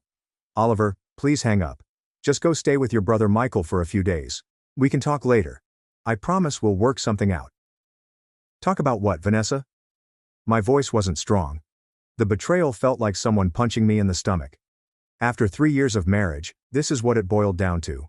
The part where you conspired with your parents to illegally force me out of the house I own, or the part where you stood by as they threw my life on the lawn? Which part deserves clarification? She grimaced. Physically winced. "Mom, Dad, maybe we should go. We can come back tomorrow with—" "We're not going anywhere," Linda said, adjusting her fashionable sunglasses despite the fact that the sun had almost set. "This is your house, Vanessa. Don't be weak now. He's bluffing about the police." I wasn't kidding. The flashing lights appeared soon. 2 autos and 4 officers. Our neighborhood isn't exactly high crime, so I'm guessing they were bored. They took in the scene, me beside my car, my belongings spread across the lawn, and the trio on the porch. They separated us. 2 cops spoke with Linda, Robert and Vanessa, while the remaining 2 spoke with me. I described the case, displayed my license with the correct location, pulled up photographs of the deed from my phone, and stated that it was exclusively my premarital. I showed them my key in the lock and years of mortgage statements from my banking app. The senior officer listened and nodded, his expression unreadable. He eventually rejoined the other gang. I couldn't hear everything, but I did catch parts. "Legal resident, civil matter for the courts. Must vacate the premises immediately." Vanessa was crying again, this time wrapped in Linda's arms. Robert was puffing up his chest, discussing misconceptions and how I was psychologically disturbed. Classic Robert, attempting to change reality when things do not go his way. I've seen him do this several times at family gatherings, rewriting the story so that he appears to be the hero. Not this time, Robert. Not at my residence. Mrs. Collins was clearly recording now, and she wasn't attempting to be subtle about it. The neighbors across the way had taken out their lawn chairs. Great supper and show. The senior officer, a man with salt and pepper hair and the calm expression of someone who has witnessed every type of human foolishness, eventually returned to me. "Sir, we've explained the situation to them. This is clearly your residence and they have no legal right to remove you or your belongings. They need to leave immediately." I nodded, relieved. "Thank you, officer." "However," he replied, "I should note that this is ultimately a civil matter. If there are disputes about property ownership, those need to be settled in court." "I understand," you replied, "but there's no dispute. The house is solely in my name, purchased before marriage." He nodded. "That seems straightforward." Then what happened next will always be one of the most rewarding experiences of my life. Linda went completely nuts when the officers informed them they had to leave. Her complexion turned a strange shade of purple, which contrasted severely with her clearly dyed blonde hair. "It's her marital home, he can't just kick her out." "We're not leaving," she said, gesturing frantically. "Do you know who we are in this community?" Robert puffed up again, adjusting his Rolex as if it granted him superpowers. "We're staying to protect our daughter." This man is unstable. Rich, coming from the guy who once told me at Christmas that prenuptial agreements are for men without balls after I casually mentioned a friend having one. The officer's patience rapidly dwindled. "Ma'am, sir, this isn't optional. This is his property according to the ID provided and his legal statement. You are trespassing. You need to leave now." Linda put her luxury shoes on my yard and simply stated, "No."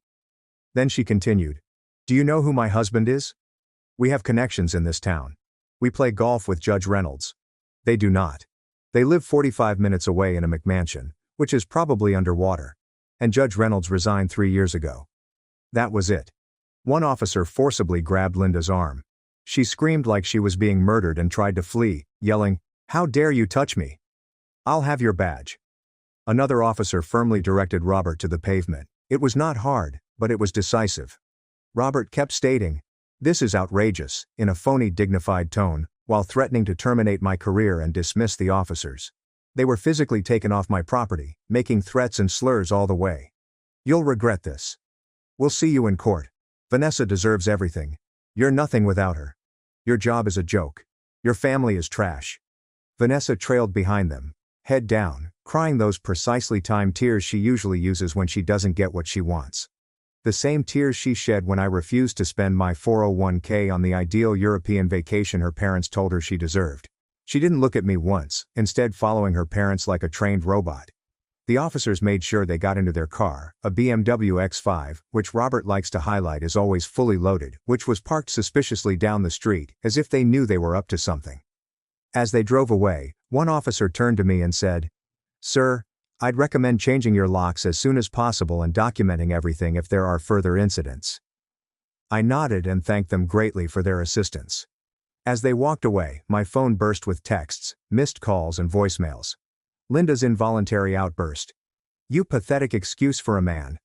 My daughter deserves your house and everything in it. You will pay for humiliating us. I thought you were a better man than this, Oliver. After everything our daughter did for you. After we welcomed you into our family." Translation: after I paid for their anniversary meal last year and repaired Robert's laptop for free several times. Vanessa's groaning messages. "Oliver, please call me. It's not what it looks like. My parents were just worried about me. We can fix this. I'm at the Marriott and it's so uncomfortable. I miss our bed." I disregarded them all. I carefully retrieved every object from the lawn, checking for damage. I discovered a unique first pressing of Pink Floyd's Dark Side of the Moon that has water damage on the cover. I noticed her Instagram open on our shared iPad. She'd already shared a tearful selfie with the statement, "Sometimes the people you trust the most betray you." And her parents had commented with encouraging platitudes. There are already more than 40 likes. I hauled everything back inside, locked the door and searched each room for anything else missing or damaged. My first call the following morning was to a locksmith. It cost $450 to change each lock. My second stop was to the meanest divorce lawyer in town, who directed me to Mr. Turner. They truly believed this would work, that I'd simply hand over a $520,000 property I purchased with my own money to their beloved princess. Incredibly unbelievable. It has been 3 weeks since the yard incident, and things have become nasty. First and foremost, thank you for all of your comments and support on my last article. RIP, inbox. But seriously, it's comforting to know I'm not the only one who has dealt with psychotic in-laws attempting to claim stuff that isn't theirs. I met with my lawyer, Mr. Turner, a smart, focused ex-military man who doesn't take crap from anyone. His workspace exudes a minimalist aura that says, "I will destroy your enemies without using a single threatening word." I laid out the entire story. Documentation in hand, deed, mortgage, and tax bills, all predate Vanessa, and are wholly mine. I've been paying $2,250 each month for the mortgage for years, while she has contributed exactly zero. She never offered to help pay for property taxes or home insurance. He reaffirmed my position with kick-ass confidence. The home is a distinct property. This concludes the conversation.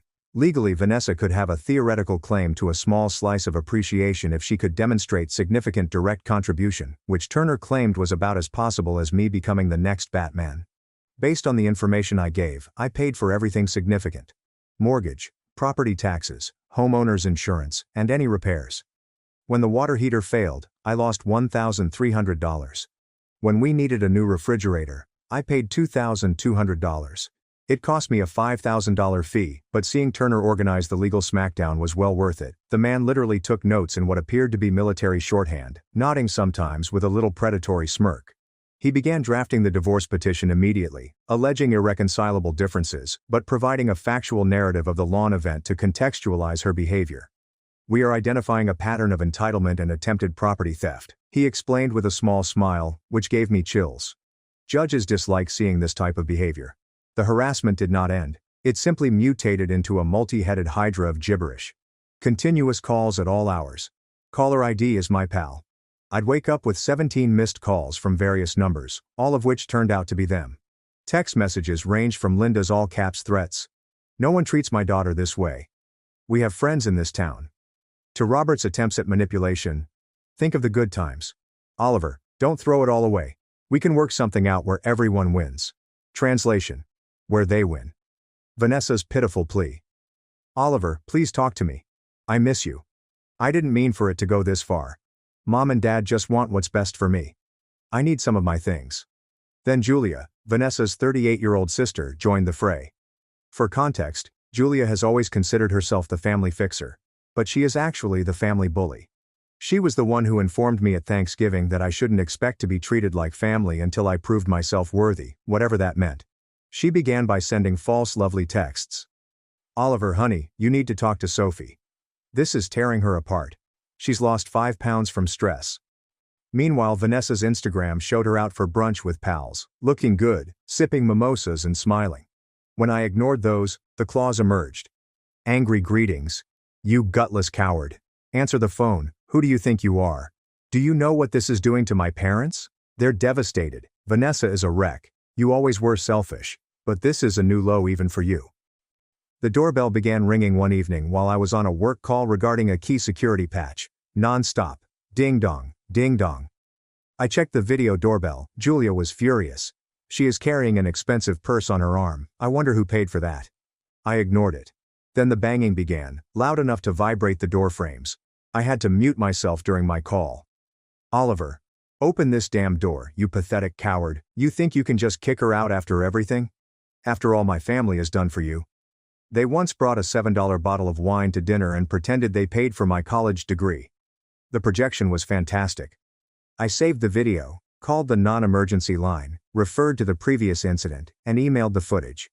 The cops paid a visit.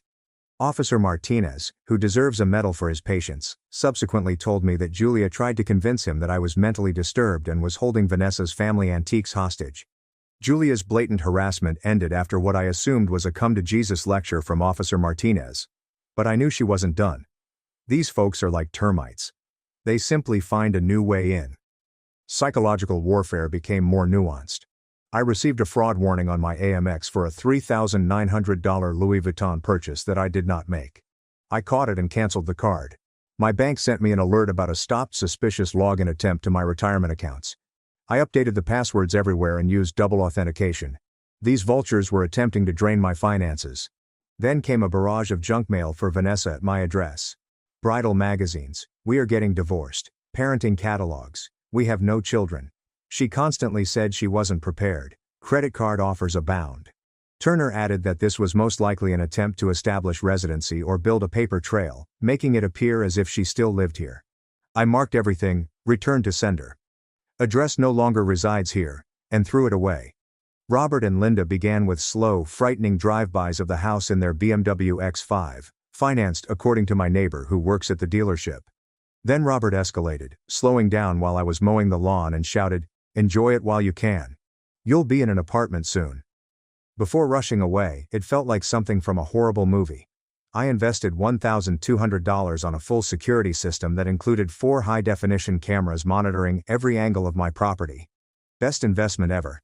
The disinformation campaign became nuclear. My brother Michael called, claiming Julia had attacked him at work, launching into a diatribe about how I was unstable, abusive, controlling, and had dumped Vanessa destitute after allegedly having an affair with a coworker. Michael not only knows me, but he has witnessed Vanessa draining my accounts for girls' excursions to Vegas, only to cry when I requested receipts. He vented to Julia. "I've watched your sister spend his money for years while contributing nothing, so forgive me if I don't believe a word you're saying. They're clearly trying to poison anyone who might support me." I received a text from Claire, Vanessa's cousin, who is quietly sympathetic because Vanessa once took her lover. That blew my head. Linda was surrounding relatives at a family meal 3 weeks before the yard incident, bragging about how they were handling things and getting Vanessa the house she deserved. Oliver doesn't realize it yet, but that house will be Vanessa's by summer. Robert has everything planned out. The pre-planning was confirmed. This was a premeditated attack from the start. Vanessa engaged the most ambulance-chasing divorce lawyer in town. Her internet evaluations contain complaints about exaggerated bills. She sent Turner a formal demand letter requesting 80% of the house's current value, $520,000, so $416,000 to her, $7,800 per month in spousal support, more than I actually make after taxes, all furniture in the house, including items I owned before marriage, my car, which is paid off, unlike hers, my retirement account's worth approximately $180,000, which I've been building since before I met her, and my payment of her legal fees, apparently already at $15,000. The balls are on these individuals. Simply incredible amounts of entitlement. Turner's response was very cold. He did not simply send a letter. He convened a conference with her lawyer, filmed it with her agreement, and meticulously deconstructed each claim while citing pertinent case law. He repeated the house's non-negotiable separate property status. CC'd the deed again, cited the police records on the eviction attempt and Julia's harassment, and declared that spousal support was out of the question given her behavior and our brief marriage. The best part, Turner had completed his homework. He obtained Vanessa's credit report, legal during divorce procedures, and discovered that she had acquired 3 new credit cards in the 2 months preceding the lawn incident, maxed them all out. $37,000 total, and made minimal payments from our joint account. He showed proof that she had been preparing this for months, gradually depleting common resources while plotting to seize my separate property. This pattern of financial behavior, Turner told her lawyer, will be presented to the court as evidence of premeditated attempts to defraud Mr. My last name, prior to a planned attempt to seize his separate property. The lawyer's face appeared to become white. Turner agreed to consider the split of actual marital assets, such as joint funds, but only once the housing issue was officially resolved and we got a complete accounting of where the $37,000 credit card debt went. I blocked all of their numbers. Lawyers handle all communication these days. This is stressful, I won't lie. Some nights I don't sleep well, staring at the ceiling and wondering how someone I've shared a bed with for 3 years could do this. But every outrageous demand, every botched stunt only strengthens my resolve. They expected me to crumble. A big mistake. They assumed they were dealing with a pushover who would abandon his home to avoid conflict. Instead, they discovered I'm the type of guy who will spend his last dollar to ensure justice is served. Guys, it's about to be served hot. Get some popcorn for this one. It's finished. Finally, everything is completed and officially done. The divorce is finalized. The penalties for Team Gold Digger are biblical. The last few months have been a legal circus, but Turner, my lawyer, was well worth his $375 hourly charge. Julia, Vanessa's sister, tried one final stunt after being shut down by my workplace's HR for sending harassing letters claiming I was emotionally abusive, which Turner documented. She created a false Instagram profile using my name and images, posted racist content, and DM'd our mutual acquaintances saying I was on drugs. It resulted in a temporary headache. When a screenshot was shared, I had to explain it to my employer, but it was awkward and evident.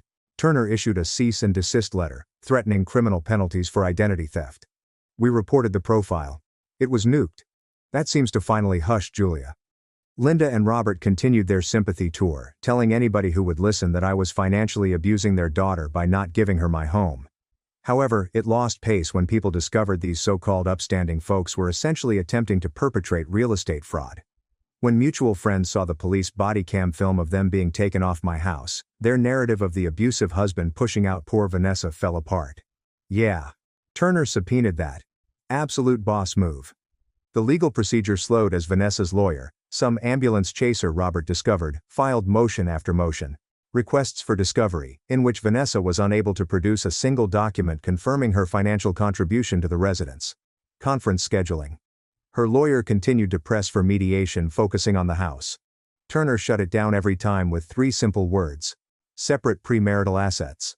Finally, in a pre-trial settlement conference, confronted with no legal standing on the property, documented harassment, and the court basically signaling, "Stop wasting my time," Vanessa's counsel advised her to cut her losses. The revenge is legal, pecuniary, and served cold. This is where it gets good. The divorce decree was painfully simple as Turner predicted from the beginning. The residents validated my separate premarital property. There is no equity split, there is no buyout, off the table. Spousal support was rejected. The justification noted the short time of the marriage, recorded wrongdoing, the lawn incident, harassment, and assets. We shared the joint savings, which totaled $12,000 and was primarily my money. She receives her own belongings. That is it. But here's the cherry on top. Turner discovered that Robert had loaned Vanessa $65,000 during the previous year, which explains her odd shopping sprees and her new boob job, which I apparently did not appreciate enough. Turner successfully claimed that this was an attempt to hide and deplete marital assets. Because these transfers occurred when our marriage was suffering, the judge agreed and ordered Vanessa to refund me $32,500, half of the total, from her portion of our assets. Vanessa contacted me sobbing after the ruling. It turns out that Daddy's loan wasn't actually a present. Robert expected to be paid back from the house money they were confident they would receive from me. She now owes him $65,000 and me $32,500. Has no job. She quit her administrative work in March, thinking she'd be set for life, and Robert and Linda are outraged. Here's where things get even better. Remember the fancy clothes and jewelry Vanessa kept buying? Turner suggested that I get an inventory of stuff purchased throughout our marriage. Anything I bought with my married salary is technically marital property. I received half the worth of her Cartier bracelets, Louis Vuitton luggage, and whole Sephora collection, total worth to me, $18,000. It was wonderful to see her expression when she discovered how much her shopping addiction had cost her. The trouble with your belongings. Vanessa refused requests to pick up her belongings for weeks, possibly believing she would be moving back in. Turner recommended skilled packing and storage to avoid allegations of damage. I paid the original storage expenses up advance to get her crap out of my house. She declined to pay the recurring storage expenses. I allowed the unit to be auctioned after providing adequate legal notice. Someone purchased her treasured collection of designer shoes for $350. It's not fun to be her. The financial collapse. Absolute perfection. Vanessa's credit is ruined because she maxed out all of her credit cards. Linda and Robert co-signed a lease for a $3,800 per month luxury apartment for her, relying on the house payment. Vanessa now has no employment and owes nearly $100,000, forcing Linda and Robert to fund her rent. My friend who works at Robert's bank, yeah, I know, small world, told me privately that Robert needed to take out a HELOC on his own home to fund their quickly rising bills. Then last week, the begging began. First of all, Vanessa. Oliver, please, I'm desperate. My parents are going to kick me out. I have nowhere to go. I made a terrible mistake listening to them. Can we please talk? I still love you. Then, unbelievably, Robert called from a blocked number. Look, we may have overstepped. Perhaps we can work out an arrangement. Vanessa is really struggling. Translation. Assist us in cleaning up the mess we created. Linda sent me an email, which served as the ultimate humiliation. Oliver, I know we've had our disagreements, but Vanessa is in a very bad place right now. Perhaps we could meet for coffee and discuss how to move forward in a way that benefits everyone. Robert and I are willing to be reasonable. This from the woman who called me worthless and attempted to steal my house. I forwarded all messages to Turner, who responded with an official letter stating that any additional contact would constitute harassment and result in a restraining order. He provided copies of the original police report, which showed them attempting to illegally evict me, as a pleasant reminder. They are absolutely secluded. My buddies, who had initially remained impartial, eventually apologized after seeing the facts. Vanessa's pals discovered that she was using them for free dinners and weekend crash pads and cut her off. They attempted to organize a fundraising for her legal bills. 3 individuals arrived, including Julia. How am I doing? Absolutely fantastic. I upgraded my gaming PC with the money I saved instead of funding her buying habit. I shed 15 pounds of stress weight. I was promoted at work. It turns out that focusing on your career rather than dealing with entitled in-laws has advantages. I purchased a German Shepherd puppy named Justice. I went there. I began dating a corporate attorney who believes Vanessa and her dad committed textbook real estate fraud and were borderline criminals. The house feels like mine again. I painted the living room the color Vanessa despised, transformed her meditation room, which she only used twice, into a functional home office, and built the garish hot tub she complained about in the rear. They attempted to take everything. They ended up with crippling debt, strained relationships, and a lasting record of attempted fraud. I have my house, my sanity, and the joy of knowing that every time they see a BMW like mine driving by, they are reminded of how badly their scheme failed. Justice is more than simply a name for my dog. It's what happens when entitled people play around and find out. My brother tackled my groom before the vows. I screamed at him, then realized he'd tried to save my damn life. As I came down the aisle, my brother dashed past me with a gas can, doused the entire altar in gasoline, and set it on fire before tackling my groom directly into the burning flowers. My veil caught fire as guests stampeded toward the exit, shouting, while my brother pinned my fiancé down amid the flames, hitting him and yelling something I couldn't understand over the noise. The groomsmen carried my brother away, while my fiancé rolled on the ground, second-degree burns covering his hands and arms. My mother sobbed so hard that she vomited on her dress. My father was yelling at my brother for destroying our family, and 300 guests screamed and dialed 911.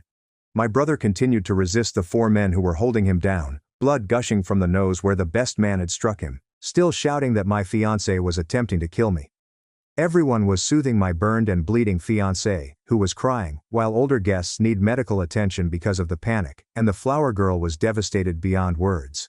The priest was praying over the broken altar while a bridesmaid wailed over how my brother had ruined the most important day of my life, when security arrived to arrest him. "Check the champagne," he was about to give her for the toast, my brother yelled as cops handcuffed him, his voice raspy from smoke inhalation. "He's been poisoning her with mercury for months, and today's dose would have killed her before you cut the cake." Everyone became silent, except for the fire that remained blazing through what used to be our ceremonial space. And my brother continued to speak quickly since he knew he just had a few seconds before being hauled away. "Look at her hands shaking, her hair falling out in chunks. The confusion she thinks is wedding stress, but it's actually mercury poisoning from the makeup he's been switching out since March when they moved in together." My quivering hands moved to my thinning hair, which I had been finding on my pillow every morning. And my brother kept going, exhibiting texts from his phone that the officers hadn't yet collected. I have screenshots of him asking his pharmacist friend about lethal doses and how to make it look like sudden illness, plus receipts for mercury compounds he bought online using cryptocurrency so it couldn't be traced. My fiancé attempted to stand, but the best man stopped him, though I noted the grip had shifted from supporting to restraining as uncertainty crept across his face. He took out a $3 million life insurance policy on her last month without telling her, and their honeymoon suite already has a syringe of concentrated mercury hidden in his luggage that would have caused complete organ failure within hours of injection. My aunt, a nurse, approached the champagne table and dipped her finger in my glass, then jerked back, saying it smelled off, like metal and chemicals mingled with the champagne. More guests began checking their phones, looking up mercury poisoning symptoms, and staring at me as they recognized the symptoms I'd been exhibiting for months, which we'd all attributed to wedding planning stress. My brother was able to pull up further proof on his phone, displaying bank statements indicating that my fiancé had been depleting my savings account in small increments that I hadn't seen since I was too bewildered to check, preparing himself financially for after my death. But that's not even the worst part, my brother exclaimed as two officers grabbed his arms and his voice broke with despair. My fiancé had already given me a partial dose this morning in my breakfast smoothie, knowing it would take effect during the reception to make my death look more natural, and the antidote window was closing fast because mercury binds to your organs within hours. My brother had broken into my fiancé's apartment last night and discovered his journal documenting every dose he'd given me for 6 months, with notes about my increasing symptoms and calculations for how much more He'd gone to the police at 2 a.m., but the chief, my fiancé's uncle, stated there wasn't enough evidence for an arrest, and then called my fiancé right away to warn him that my brother was causing trouble, which is why my fiancé bumped up the timing. That's when my brother understood that the only way to save me was to cancel the wedding before I drank the last dose. And lighting the altar on fire was the only way to ensure that the wedding could not proceed because my fiancé had duped me into believing my brother was envious and unstable. The crowd turned to look at my fiancé, whose expression had changed from victim to cold and calculating as he realized his scheme had been exposed to 300 witnesses. 2 groomsmen grabbed his arms, but he was already going faster than anyone anticipated of someone with burns, adrenaline overcoming his anguish. The cake table was just behind him, so he grabbed the ornamental knife we were going to use for cutting and spun toward me before anyone could react or stop him. His scorched palm gripped my neck, despite the anguish it must have given him, and the blade pressed against my throat as he drew me back against his chest, using me as a shield. The police officers who had been arresting my brother paused, hands on their firearms. But my fiancé was using me as a fantastic human shield, so they couldn't get a good shot. "Everyone, stay exactly where you are," he urged, his voice chilly and methodical, as if he were reading from a pharmacology textbook. "Or I'll finish what I started right here in front of everyone." The blade cut deeper as he dragged me backward toward the kitchen doors, leaving 300 people transfixed in amazement.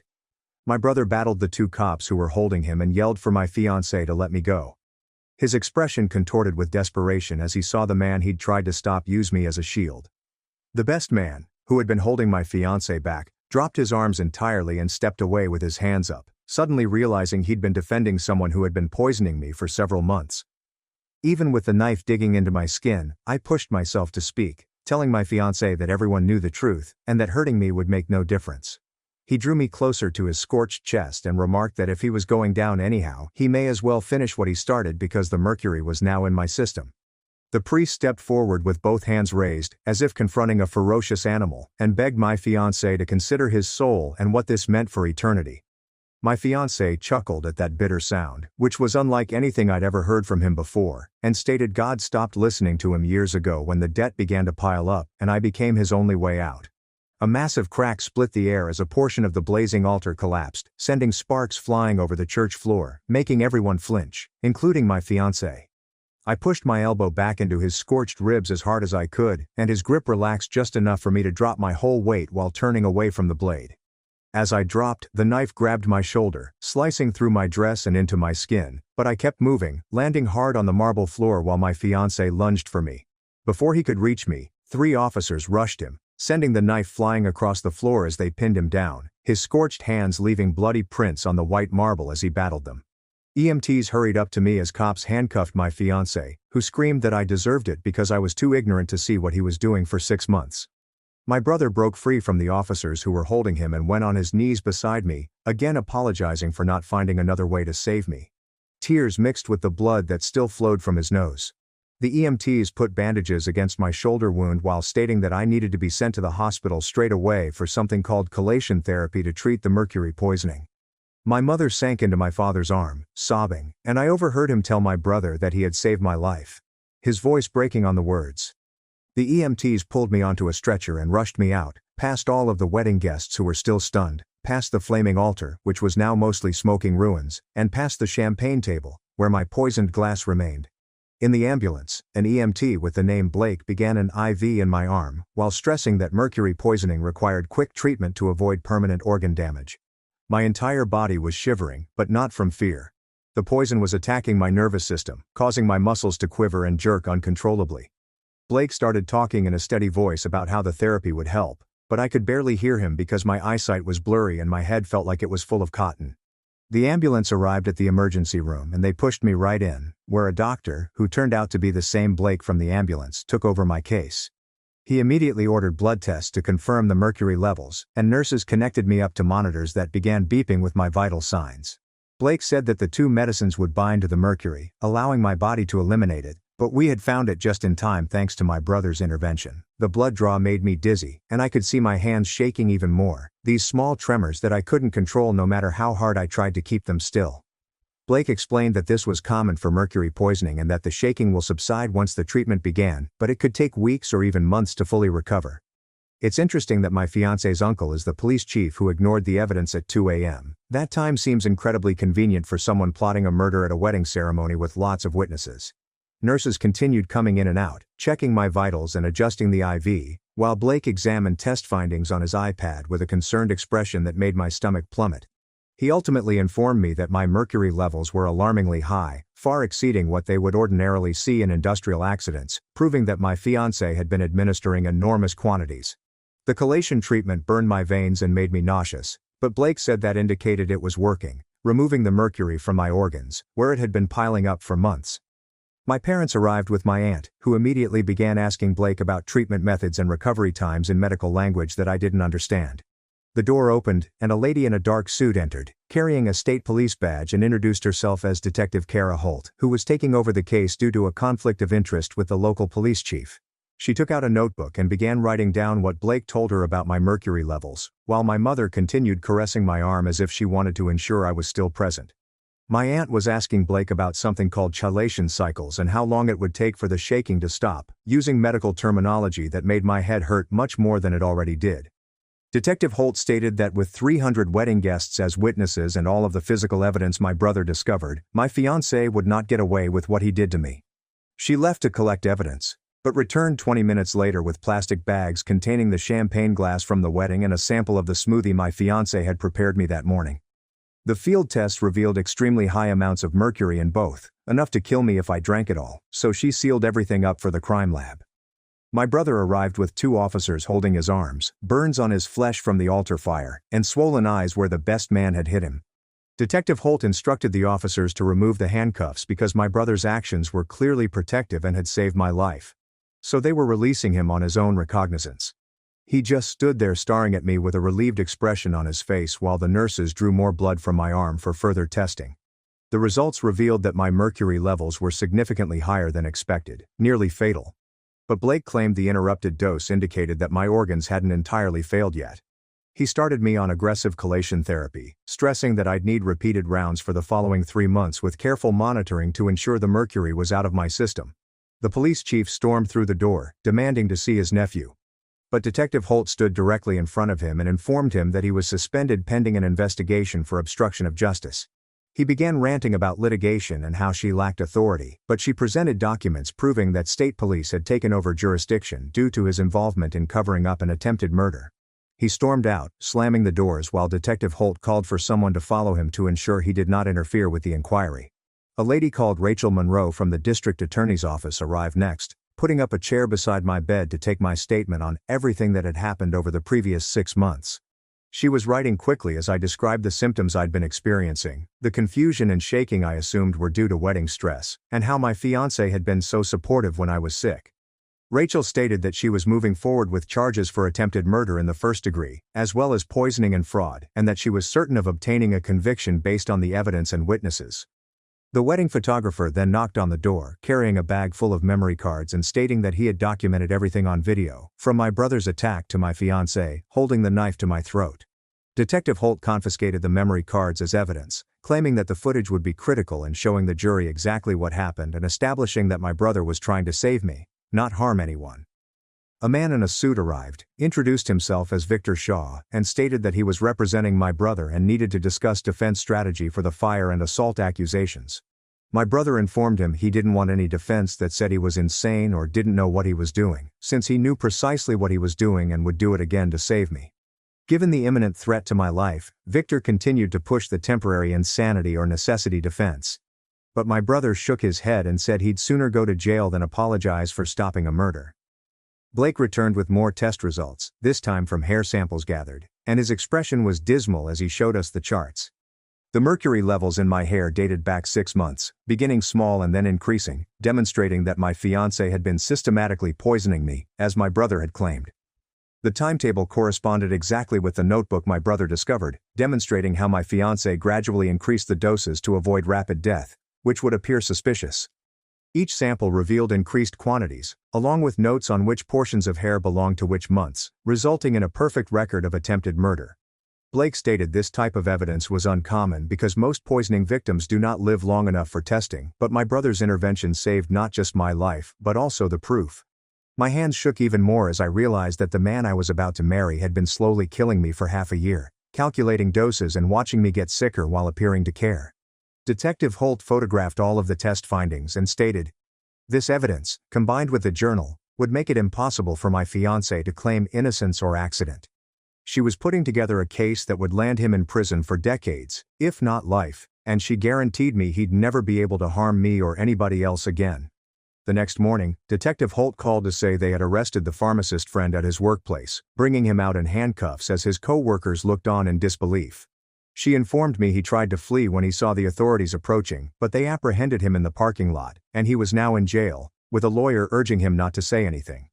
The cops had tracked down all of the cryptocurrency transactions my brother discovered, as well as hundreds of text exchanges between him and my fiancé discussing specific doses and how to make it appear natural. 2 days later, my fiancé was legally charged with attempted murder in the first degree, as well as poisoning, fraud and assault, with a deadly weapon for holding the knife to my throat. His lawyer attempted to secure bail, but the court looked at the evidence and concluded, no way. Not with him being a flight risk and the danger he posed to me. The courthouse was packed with media and wedding guests, and my fiancé sat there in his orange jumpsuit, charred hands still bandaged, glaring at me as if this was my fault. After 5 days in the hospital, they finally let me go home, but I had to return every day for additional chelation treatments, which made me feel ill and weak. My hands wouldn't stop trembling, and I kept discovering clumps of hair in the shower drain. But the doctor suggested the symptoms would improve with time and treatment. While I was packing up my hospital room, the insurance company called to inform me that the $3 million policy was void due to the fraud and attempted murder, and that insurance fraud had been added to the allegations against my fiancé. My brother was charged with arson and assault, but Rachel from the district attorney's office recommended reduced charges because he had saved my life. The judge consented to probation and community service instead of jail time, citing my brother's conduct as justified given the circumstances and the urgent threat to my life. That's when the media learned about everything, and our wedding fiasco became front-page news, with reporters camped outside my parents' house and calling everyone we knew for comment. We had to employ a publicist to manage all of the media inquiries and keep them from following me to my medical appointments. The church sent us a bill for $30,000 in fire damage, but they instantly withdrew it after our publicist described the complete story. The priest contacted to apologize for not noticing the indicators of abuse sooner and offered free therapy services if I needed them. 3 separate wedding attendees called Detective Holt, claiming they'd noticed my fiancé acting strangely with my beverages at parties and meals during the previous year. One bridesmaid burst into tears when she revealed she'd observed my symptoms months ago but dismissed them as wedding stress, and she now felt guilty for not speaking out sooner. Detective Holt uncovered my fiancé's laptop, on which he had hundreds of searches for mercury poisoning symptoms and how long until mercury kills during the previous 6 months. He'd also been looking into countries that do not extradite to the United States, bookmarking articles about escaping the country and living under false identities after committing crimes. The bank investigation revealed even worse news. He had taken over $40,000 from my accounts in small quantities that I had never detected since I was too bewildered from the poisoning to examine my statements. He'd also applied for 5 credit cards in my name without my knowledge, accumulating $20,000 in debt and purchasing expensive items he might sell later for cash. Detective Holt stated that each fresh piece of evidence strengthened the case, and that if convicted, he faced a minimum sentence of 25 years. The pharmacist friend's lawyer approached me about a deal, stating his client would testify against my fiancé in exchange for a reduced sentence because he was only an accomplice. Why did the pharmacist buddy believe he could simply walk away from helping poison someone? The fact he tried to flee when cops arrived tells me he recognized how bad this was all along.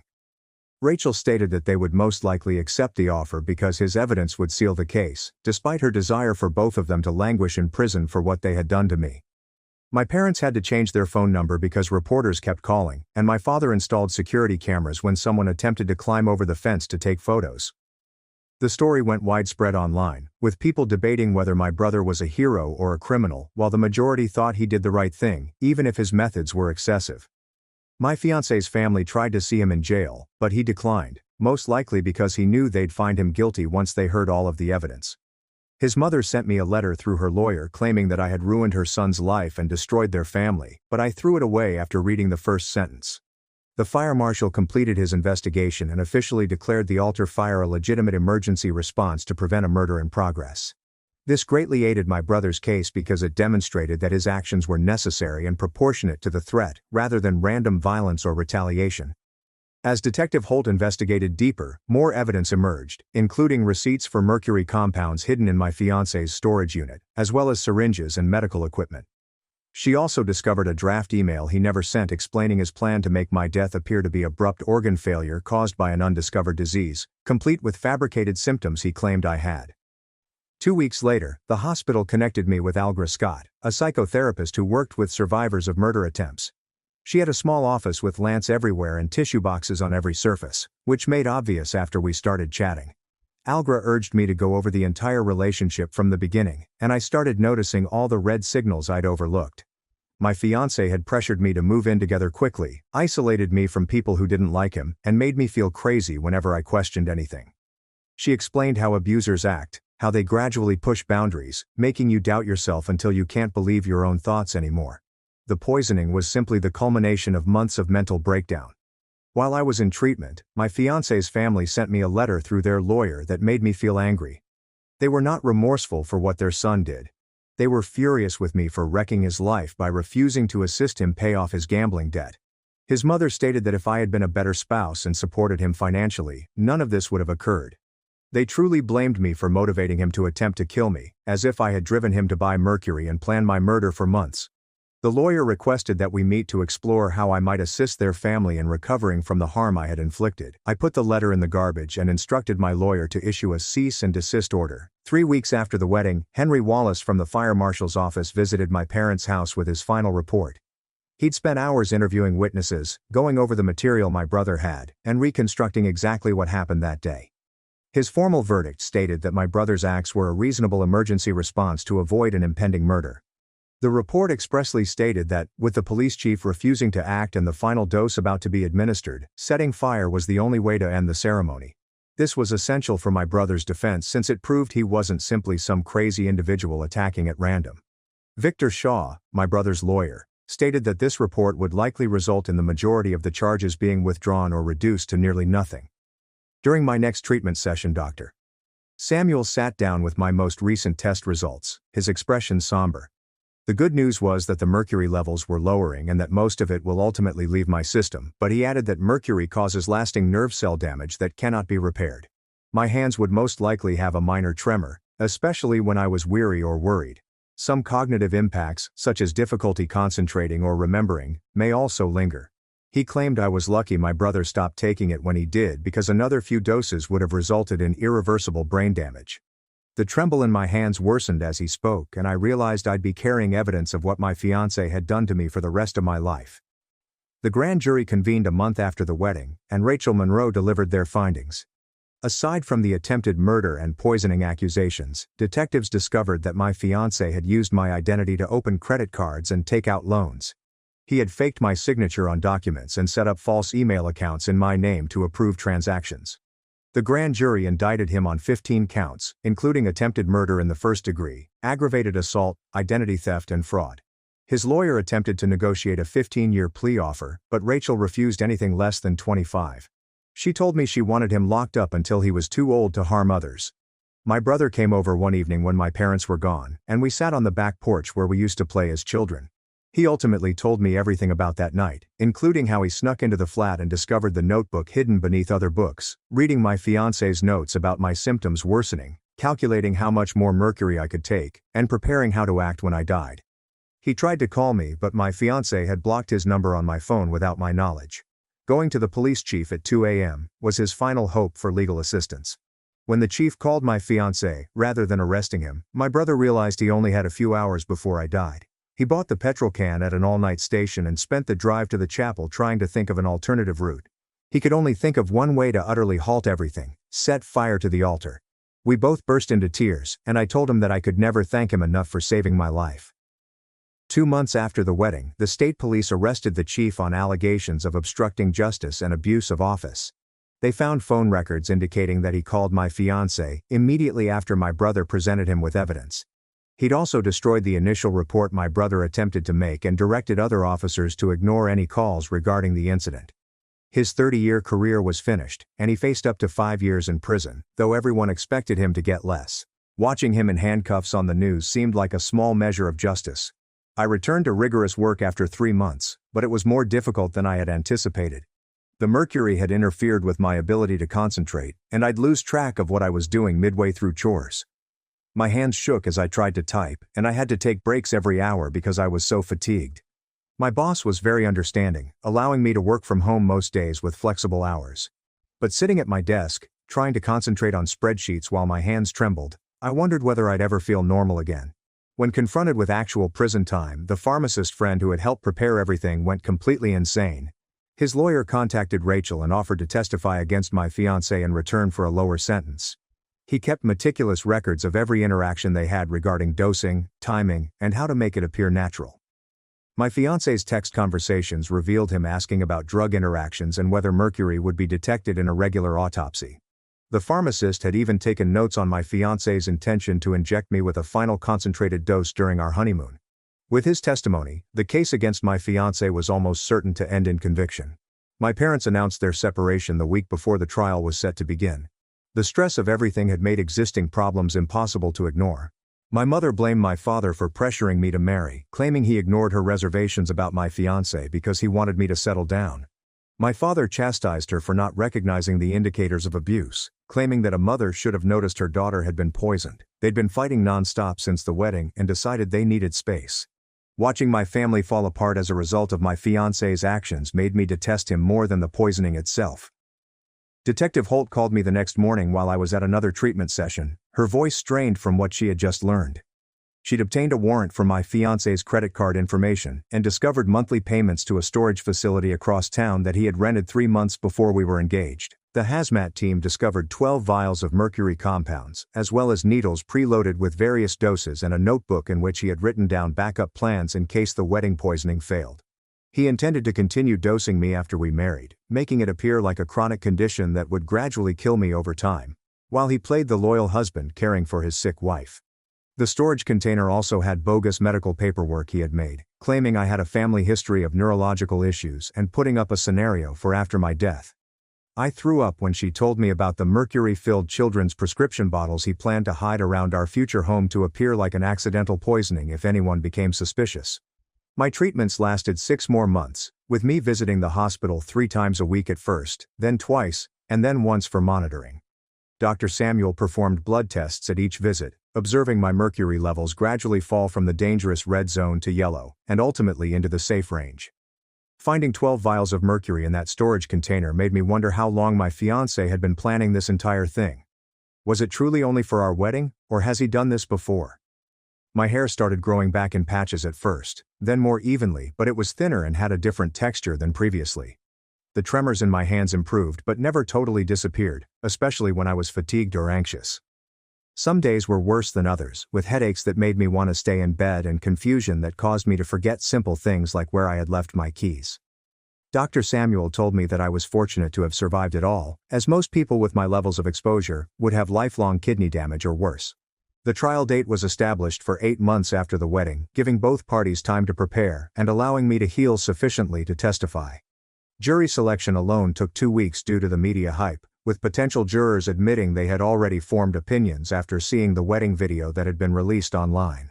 The judge had to summon people from nearby counties to discover anyone who had not heard about the burning altar or the hostage situation. Seeing my fiancé in court for the first time since that day made my entire body shake, and I had to rush to the restroom to throw up before we even began. He had lost weight in jail, and his burns had healed to leave brilliant pink scars on his wrists and arms. But his eyes were cold and calculated, much as when he held the knife to my throat. I testified for 3 days in a row, detailing every sign I'd ignored, every lie I'd believed, and every time I'd trusted him with my life without realizing he was steadily stealing it away.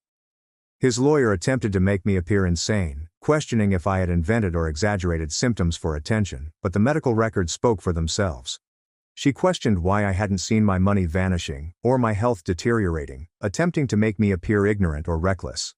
I detailed how the mercury had confused me, how he had convinced me that the symptoms were caused by wedding stress, and how he had isolated me from people who could have detected something was amiss. When I described the moment he seized the knife and pushed it against my throat, several jurors appeared distraught, and one woman had tears streaming down her cheeks.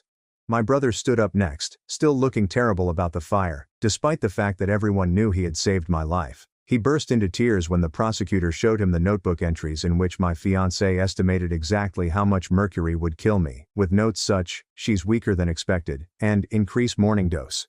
The courtroom was dead silent except for my brother sobbing as he read aloud the entry from the night before the wedding that said, "Tomorrow she dies." He testified about finding the evidence, attempting to get help from the police, and making the desperate decision to burn the altar when he realized no one could stop the wedding. Even the court was moved when my brother recalled watching me degenerate for months, noting the indications but not knowing what they meant until it was too late. As part of his plea agreement, the pharmacist testified next, staring at the floor the entire time as he admitted to assisting in my murder plot.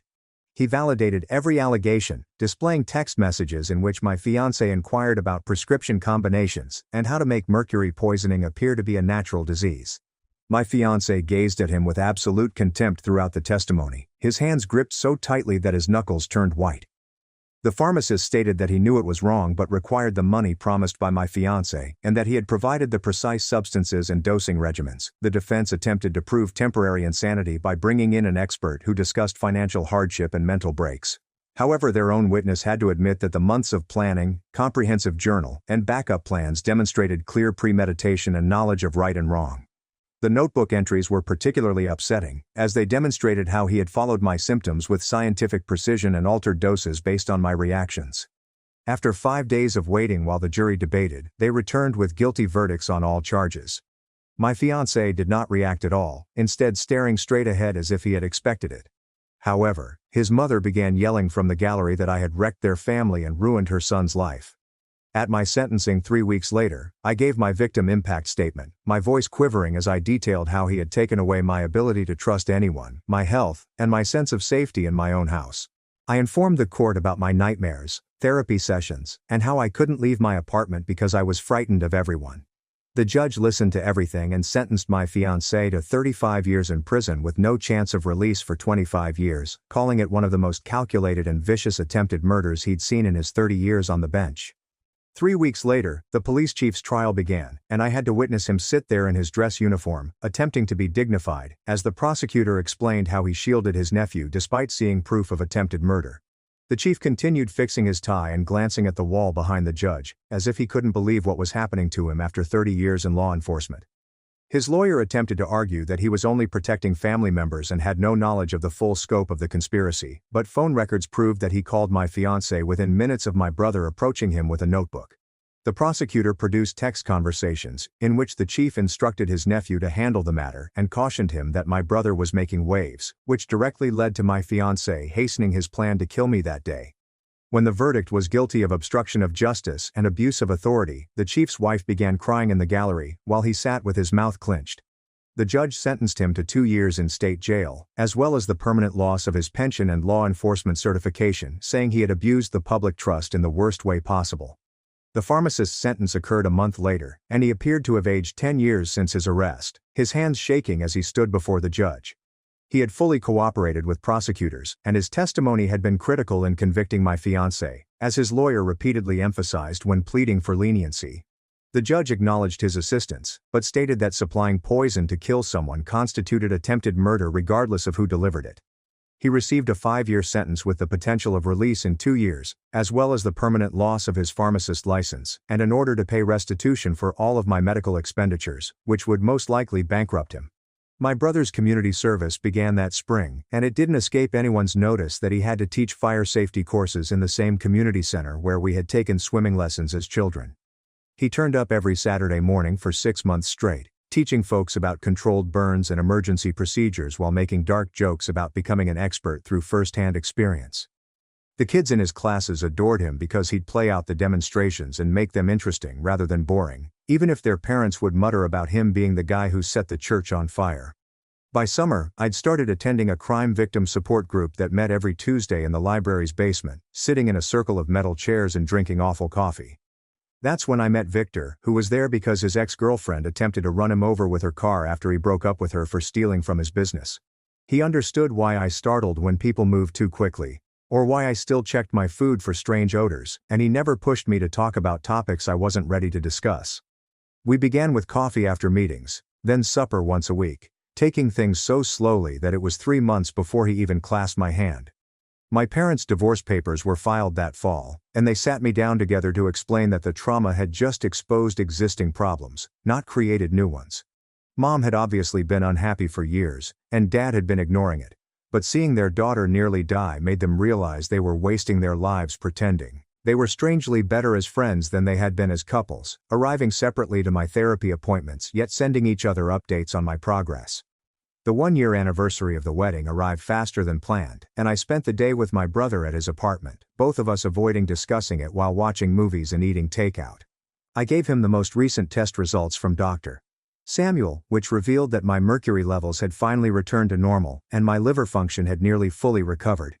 He kept a paper with a magnet on his fridge next to his fire safety instructor credential, which he had acquired after fulfilling all of his community service hours. Through this ordeal, we'd grown closer than we'd ever been as children, texting every day and eating supper together twice a week. That winter, the church contacted to inform me that they had finished rebuilding and that the priest wanted to invite me to a blessing ceremony for the newly constructed altar. I thanked them but declined, knowing that I'd never be able to step into that building without smelling gasoline and burning, or witnessing my brother shove my fiancée into the fire. The priest understood and said he'd pray for my continuous healing, which was great because I hadn't been religious since that day. My fiancé's mother wrote a letter through her lawyer, stating that her son wanted to confess and explain his misdeeds, praying for forgiveness before his first parole hearing in 25 years. Victor was at my flat when it arrived, and he snatched it from my hands before I could finish reading the return address, went straight to the kitchen and discarding it unopened. I didn't need to hear what my fiancé had to say, and I wouldn't give him the comfort of believing I cared about his apologies or explanations. Before his parole hearing, his mother wrote to me and asked for forgiveness. That's ironic given that she claimed I ruined her son's life when he was convicted of attempting to murder me with mercury poisoning. 2 years after the wedding, Victor and I were making supper at my apartment when he turned off the stove and got down on one knee in my little kitchen. He didn't have a ring or a speech prepared. He simply stated that he loved me and wanted to spend his life with me if I would let him. There is no pressure or urgency. I said yes since I'd regained trust through treatment and patience. But we both agreed right away that we'd marry at the courthouse with only our immediate family there. My health had mostly recovered by then, but I still experienced tremors in my hands when I was upset, and my hair never came back as thick as it once had. These reminders of what occurred did not define me, but they became part of my tale, battle scars from surviving someone who claimed to love me while slowly poisoning me to death.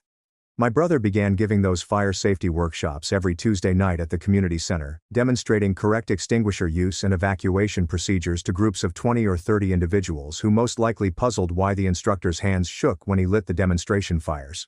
The third week, a woman lingered after class to ask him about the scar on his forearm from being caught in burning debris that night, and he told her the entire tale while they stacked chairs and scrubbed the floor. She returned the following week with handmade cookies for the class and stayed to assist cleanup, this time asking about his job as a carpenter and whether he had always been protective of his family.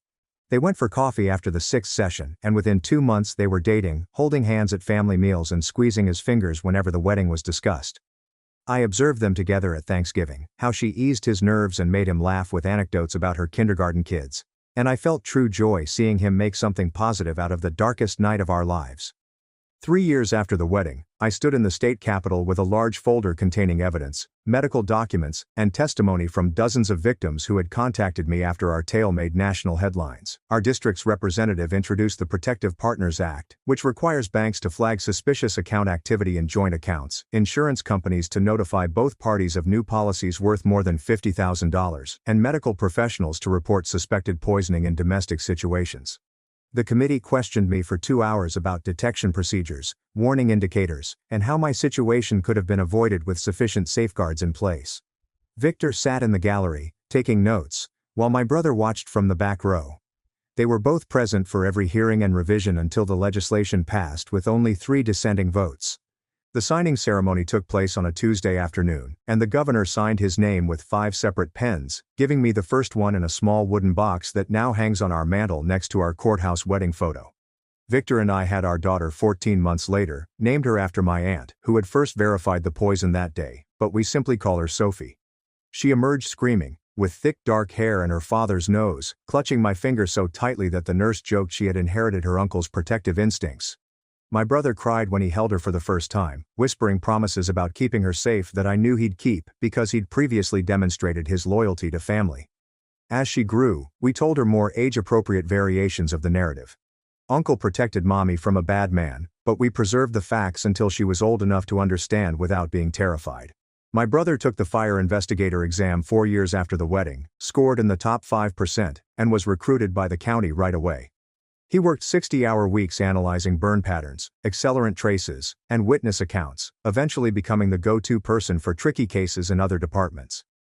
His reports were so detailed that prosecutors relished having his cases because convictions were practically inevitable, and he testified with the same zeal he'd displayed at the altar.